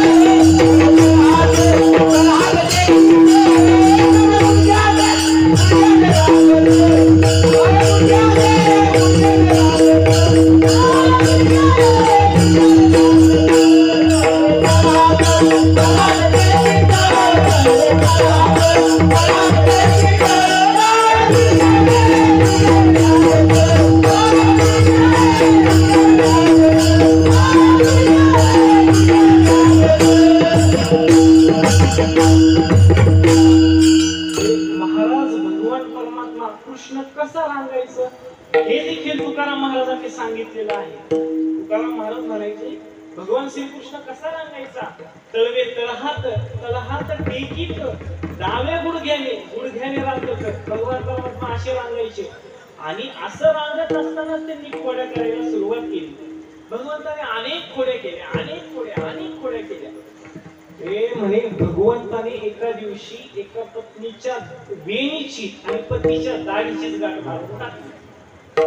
पत्नीच्या वेणीची आणि पतीच्या दाढीचीच गाठ मारली. आणि म्हणे ते सगळे ते पत्नी आणि ती पती पत्नी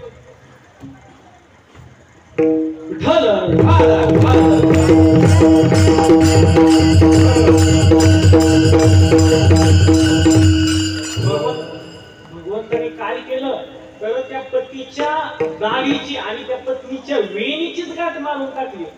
ते दोघही नवरा बायको त्या यशोदा मातेकडे आले. यशोदा मातेला गाढण सांगितलं आणि ते गाढण सांगत असताना भगवान श्रीकृष्णाने ऐकलं. अरे हे दोघं नवरा बायको माझं कारण सांगत आहे, माझी खोडी सांगत आहे, त्यांना शिक्षा दिली पाहिजे. माझ्याच गोकुळामध्ये राहून माझंच कारण सांगत आहे, हे बरोबर नाही म्हणे, त्यांना शिक्षा दिली पाहिजे. मग कशी शिक्षा द्यायची तर हे दोघही नवरा बायको रात्री झोपलेले असताना भगवान परमात्मा गेले आणि भगवान परमात्माने त्या पतीची दाढी मोठी होती आणि पत्नीची ती वेणी मोठी होती. भगवान परमात्म्याने काय केलं त्या पतीच्या दाढीची आणि पत्नीच्या वेणीचीच गाठ मारून टाकली. तिसरी आली दावणी मलया बाया बाया करी करणी. तिसरी आली दावणी बाया करी करणी.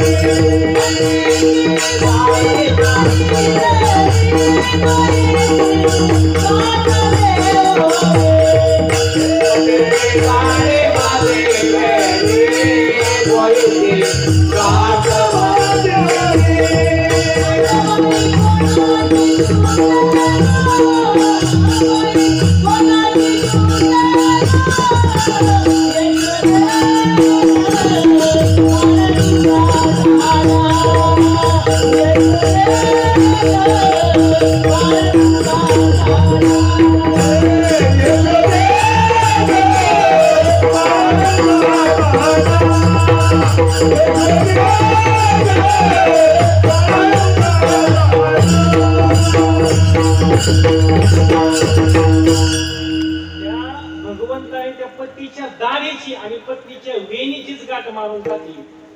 त्यांनी ती कात्री घेतली, ती सुरी घेतली, पण त्यांना ती गाठ काही सुटत नव्हती. त्यांनी भरपूर प्रयत्न केला ती गाठ सुटण्याची, पण ती गाठ काही सुटत नव्हती. ते मी सांगत असतो, देवाने मारलेल्या गाठी कुठं सुटत असतात का? त्या गाठी सोडण्याकरिता त्यालाच यावं लागतं. मग ते दोघे यशोदा मातेकडे गेले. यशोदा मातेला सांगितलं आणि मग यशोदा मातेने कृष्णाला आवाज दिला, कृष्णा काय रे केलं तू? ती गाठ सोड बरं. मग भगवंताने गाठ सोडली.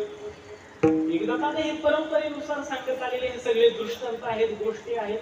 आपण कितीतरी वेळा ह्या ऐकल्या असतील, पण तरी देखील आपल्याला हे ऐकण्यामध्ये आनंदच वाटतो, अजूनही आनंद वाटतो. ते एकदा तर काय केलं त्या भगवंताने, एका गवळणीच्या सासऱ्याच्या डोक्यातच ते मडकं फोडलं. गवळणीचा सासरा वयस्कर होता आणि तो त्या ओट्यावरती झोपलेला होता. ओट्यावरती झोपलेला होता, वयस्कर सासरा होता आणि त्या सासऱ्याच्या डोक्यावरतीच असं एक मडकं बांधलेलं होतं. भगवंत चालत होते त्या रस्त्याने, त्या मार्गाने चालत होते. त्यांनी पाहिलं, अरे हा सासरा झोपलेला आहे, कुशाला झोपलाय हा, मी ह्याला काय इथं झोपायला पाठवलंय का? हा कीर्तन हे काय झोपायचं ठिकाण आहे का? उठा सगळ्यांनी आता. भगवंताचं चरित्र सुरू झालं तरी अजून तुम्ही झोपलेले आहात. तुम्ही असं तुम्हाला बोलत नाहीये, तुम्ही जागेच आहात. ज्या अर्थी तुम्ही ऐकत आहात त्या अर्थी तुम्ही जागेच आहात. मग भगवंत जात होते आणि हा झोपलाय म्हणून त्याच्या डोक्यात मडकं फोडलं. मग ती गवळण यशोदा मातेकडे गेली. त्या गवळणीने यशोदा मातेला गाढवानं सांगितलं, यशोदे काय चाललंय तुझ्या कृष्णाचं? अगं त्या कृष्णाने माझ्या वयस्कर सासऱ्याच्या डोक्यामध्ये ते मडकं फोडलं. सांग तुझ्या कृष्णाला काय? माझा सासरा इतका वयस्कर होता, पटकन तो गेला असता तर. सांग तुझ्या कृष्णाला काहीतरी. कृष्णाला बोलवलं, कृष्णा काय रे केलं तू? आई मी याला काही इथं झोपायला पाठवले का? हा इथं यांनी भजन करायचं, हा साठी नंतर भजन करायचं असतं, माहितीये ना तुम्हाला? साठी नंतर मग वयाचे 60 वर्षे गेल्यानंतर मग आपल्या हातामध्ये टाळ येतो, मग आपल्या हातामध्ये जपमाळ येतो, मग कुठं आपण धोतर घालून मग आपण कुठं कीर्तनाला उभं राहतो. जे आता लोकांचा एक गैरसमज झाला आहे, ते शहरी लोकांचा झाला आहे तो, पण आपल्या पारमार्थिक लोकांचा आहे तो अजून. ते शहरी लोकांचं एक म्हणणं आहे की वयाची 60 झाल्यानंतर मग लोकांनी परमार्थ करायचा, मग लोकांनी वारी करायची. मी तर आता म्हणतो या 60 पर्यंत माणसं जगतात की नाही ह्याची शंका आहे, आणि मग हे 60 नंतर कुठं परमार्थ करणार. कृष्ण म्हणला काय, आपण बऱ्याचशा गोष्टी कमवण्यामध्ये आपण एक गोष्ट गमवत असतो. काय गमवत असतो तर आपलं तारुण्य गमवत असतो. तारुण्य अगदी महत्वाचं आहे आपलं. त्या तारुण्यामध्येच परमार्थ केला पाहिजे. जोपर्यंत आपले हात चांगले आहेत, जोपर्यंत आपले पाय चांगले आहेत, तोपर्यंत आपण वारी करू शकतो की नाही. एकदा की आपले हात गेले, पाय गेले, कोण वारी करणारे, कोण हातामध्ये टाळ घेणारे. जोपर्यंत आपण चांगलं शरीर आपलं चांगलं आहे तोपर्यंतच परमार्थ केला पाहिजे. परमार्थ करत असताना इतर काम करू नका असंही म्हणणं नाही ना. तुम्ही इतर काम करून परमार्थ करा किंवा परमार्थ करून इतर काम करा, असं जमत असतं. मग भगवान श्रीकृष्णाला बोलवलं, कृष्णा काय केलं रे तू? आई त्याला काही इथं झोपायला पाठवलं का, ह्याला भजन करायला लावू बरं. मग काय भगवान परमात्म्याने आपल्या पण डोक्यात असे बरेच मडके फोडले. कसं आहे आपल्या लक्षात नाही येते, अजूनही तो फोडतोय मडके पण आपल्या लक्षात येत नाही. भगवंताने मडके फोडले, इतके मडके फोडले की 3 वर्ष तो मडकेच फोडत होता आपल्या डोक्यामध्ये. काय होतं त्यावेळेस होतो कोरोनाचा काळ. त्या कोरोनामध्ये कोण कुठे कसं आहे कोणाला समजत नव्हतं, कोण कुठे हे कोणाला समजत नव्हतं. तर देव आपल्या डोक्यामध्ये मडकं फोडलं हे तरी कसं समजेल. अशा अनेक खोड्या भगवंताने केल्या. अनेक खोड्या केल्यानंतर अजून इतरही काही खोड्या सांगितल्या जातात, पण आपल्याकडे वेळ कमी आहे आणि मला सांगितलं गेलं आहे की 11:15 सोडून द्या. पण आता वेळ पुढे चालला आहे आणि 10-15 मिनिटात मी उरकतो. भगवंताने अशा अनेक खोड्या केल्या, अनेक खोड्या केल्या. एकदा मग त्या गवळणींनी ठरवलं तर हा काय खोड्या करायचा थांबत नाही, ह्याच्या आईला भेटून सांगितलं पाहिजे. मग सगळ्या गवळणी यशोदा मातेकडे आल्या. यशोदा मातेला सांगितलं, यशोदे आई तुझ्या बाळाला काहीतरी सांग, त्या कृष्णाला काहीतरी सांग. इतक्या कमी वयात पण तो एवढ्या खोड्या करतोय, इतक्या खोड्या करतोय. आता आम्ही त्याला कंटाळलो आहे अक्षरशः. तुझ्या कृष्णाला काहीतरी सांग. आई यशोदे तुझ्या कृष्णाला तरी ह्या गोकुळातून बाहेर काढ, नाहीतर आम्ही तरी ह्या गोकुळामधून बाहेर जातो. काहीतरी एक कर बघ.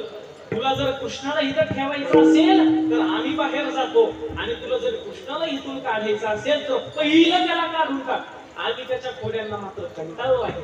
यशोदा माता म्हणली, गवळणींनो तुम्ही इथंच थांबा, मीच त्या कृष्णाला तिकडे बाहेर पाठवते, वृंदावनात गोधने राखायला पाठवते. मग गोधने राखायला पाठवायचं ठरल्यानंतर मग भगवान श्रीकृष्णाला लवकर उठवलं, धोतर घातलं, त्याच्या खांद्यावरती घोंगडी दिली, त्याच्या हातामध्ये काठी दिली, त्या काठीला शिदोरी बांधली आणि मग भगवंताला सांगितलं, भगवंता कृष्णा आता जा बरं, तू जा तिकडे गोधने राखायला. भगवंत म्हणला, आई मला कुठं कळत असतं का गोधने कसे राखायचे, काय कसं करायचं. आई मी एकटा नाही जाणार. आई तू एकटा जा म्हणली तरी मी एकटा काही जात नसतो, मी माझ्या सवंगड्यांना घेऊन जाणार. कृष्णा जा बरं, तू पहिला इथून जा, तुला काय करायचंय ते कर. मग भगवान श्रीकृष्ण सगळे गेले. भगवान श्रीकृष्णाने सगळ्यांना आवाज दिला. काय म्हणतायत भगवान श्रीकृष्ण? पेंढ्या सुदाम चलले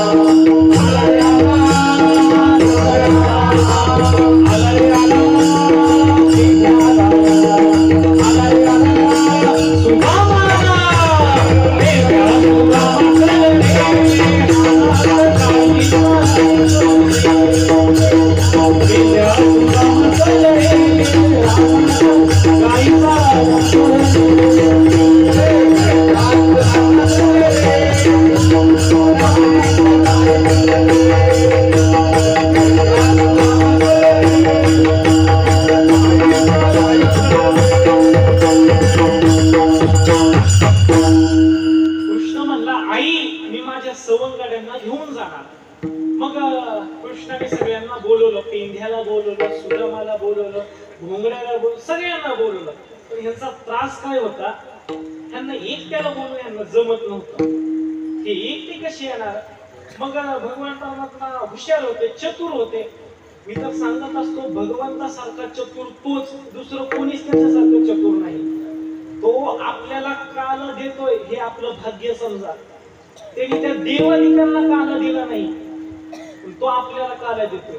महाराजांचा अभंग आहे गोड. काल्याची या असे देव जरी झाले पासे, कुसुनिया हसे तिरी सांगते. अहो आपलं भाग्य, त्याच्यासारखा चतुर देव ह्या जगात कोणी नाही. जे त्याच्यासारखा चतुर तोच आहे, जे त्यांनी ब्रह्मदेवाने त्याची परीक्षा घेतली, इंद्रदेवाने परीक्षा घेतली, सगळ्या देवांनी परीक्षा घेतली, पण ते सगळे देव त्या परीक्षेमध्ये अक्षरशः फेल झाले. त्या देवांनी विनंती केली, हे देवा, अरे आम्हाला तरी हा काला दे. हा जो तू काला गोपाळांना देतोय ना, आम्हाला तरी देतो काला. भगवंत म्हणले, तुम्हाला कशाही प्रकारे हा काला काही मिळत नाही, तुम्हाला काय करायचंय ते करा. मग ते काला मिळवण्यासाठी हे सगळे देव माशे झाले. अर्थात भगवंताने त्यांच्या पुढे आत ठेवली होती, तुम्हाला गोपाळ व्हावं लागेल तरच मी तुम्हाला काला देईन. पण यांना काही गोपाळ होता आलं नाही. भगवंत म्हणले, मीही तुम्हाला असा काला देणार नाही.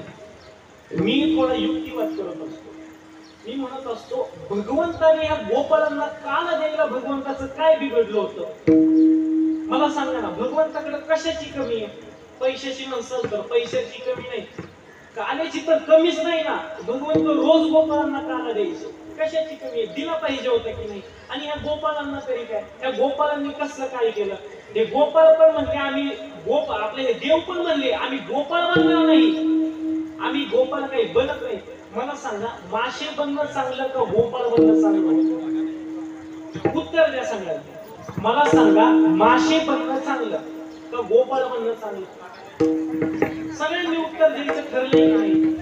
मला सांगा, माशे बनणं चांगलं का गोपाळ बनणं चांगलं. अर्थातच गोपाळ बनणं चांगलं की नाही.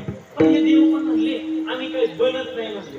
मग ते कृष्ण म्हणला, मी पण तुम्हाला काही प्रसाद देत नाही. तो आपल्याला सांगायचं तात्पर्य एवढंच आहे की आपल्याला तो प्रसाद देतोय याचा अर्थ आपण भाग्यवान आहोत. आपण ह्या काळ्याचा प्रसाद घेण्याकरिता आपण सिद्ध होऊन भाग्यवान आहोत. आणि माझ्या भगवान परमात्मा सगळ्या ह्यांना सुदामा, पेंढ्या, घोगड्या, दगड्या ह्यांना भगवान परमात्मा कसा सांगायचा. त्या घोगड्याला सांगायचा तो दगड्या आला, पेंढ्याला सांगायचा सुदामा आला. असं सगळ्यांना गोळा केलं आणि मग त्या वृंदावनामध्ये घेऊन गेला आणि मग गोधने राखू लागला. भगवंताने फक्त वृंदावनामध्ये गोधनेच राखली का तर नाही. भगवंताने त्याच्यासोबत खेळ देखील खेळले. भगवंताने हुटुटू खेळला, थामामा खेळला, विटी दांडू खेळला. असे बरेच खेळ भगवंताने खेळले. आपल्याला पाहायला मिळतात. अशी बरेच. आणि भगवंताने तिथं आपलं मधुर शस्त्र बासुरी देखील भगवंताने तिथं वाजवलेली आपल्याला पाहायला मिळते. भगवंताने बरेच खेळ गोपाळांसोबत खेळले. काय झालं, हे गोपाळ दमले पण हा देव काही दमत नव्हता. हा खेळतच होता. शेवटी ते गोपाळ भगवंताला म्हणले, देवा अरे बास की आता कृष्णा, किती खेळ खेळवतो. महाराज अहो बास की आता, किती वेळ तुमचं सुरू राहणार, किती वेळ तुम्हाला अजून सांगायचं. नेमकं सांगा तरी कसं. आमच्या इथं पोटामध्ये कावळे ओरडू लागले. आम्ही भारपटी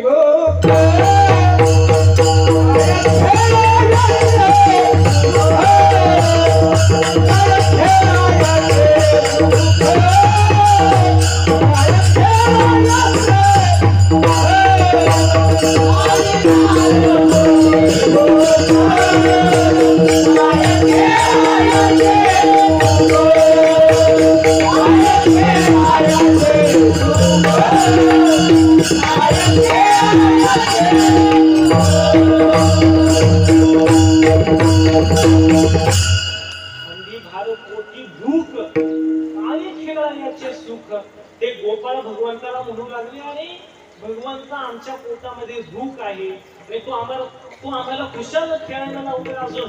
अरे तू जमत नसशील पण आम्ही मात्र जमतोय ना. आता आपलं इथं उलटय, खांदी बार पोटी भूक नाही. तर कसं आहे, खांदी भार आणि पोटी भूक आहे पण काय ऐकायचे सुख महाराज इकडे सांगतायत. सांगून द्या त्यांना, किती वेळ सुरू बसून द्या. आपण मात्र आपल्यामध्ये नाही. तसं तुम्ही चांगला प्रतिसाद देत आहात. गोपाळ म्हणू लागले, अरे भगवंता किती वेळ तुला खेळायचंय, तू एकटाच खेळ बरं, आम्हाला तर आता इथं भूक लागली. गोपाळांनो, तुम्हाला भूक लागली ना, मग काढा तुमची शिदोरी. झाली आता वेळ म्हणती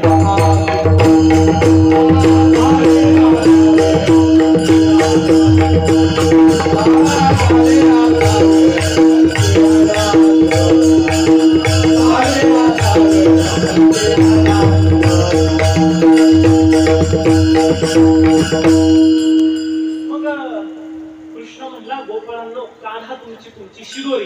मग सगळ्या गोपाळांनी आपापली शिदोरी काढली.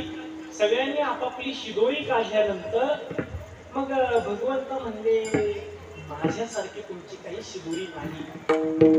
जावा तुम्ही त्या गोकुळामध्ये आणि तुमची शिदोरी बदलून आणा. माझ्यासारखी शिदोरी असेल तरच ती खायची, नाही तर खायची नाही. गोपाळ म्हणले, अरे देवा, ज्या कारणासाठी आपल्याला इथून गोकुळातून काढून टाकलं आहे त्याच कारणासाठी परत गोकुळात जाणं तुला योग्य वाटतं का? तूच काही करायचंय ते कर बरं. मग भगवंताने त्याच्या शिदोरीमध्ये गोपाळांची शिदोरी एकत्रित केली. ती एकत्रित नाही केली तर ती शिदोरी एक रूप केली. आणि हेच आपल्या संतांनी काला असं संबोधलं गेलं आहे. भानुदास गीती गात प्रसाद देतो पंढरीनाथ. मात्र आपल्याला भागवत सांगतं, बिभ्रत वेणुम जठर पटयो शृंग वेत्रेच पक्षे वापे पानो मशृण कवल तत्थनान्य अंगिलेषु तिष्ठन मध्ये स्वपरिसुहृदो हासय नर्वदीहि स्वर्गे लोके मिशिते भुभुजे यज्ञ भूपाळ केली बोला पुंडलिक श्री ज्ञानदेव भगवान की जय. ज्ञानेश्वर महाराज, जगन्नाथ महाराज, गोपाळ कृष्ण भगवान की जय. ज्ञानेश्वर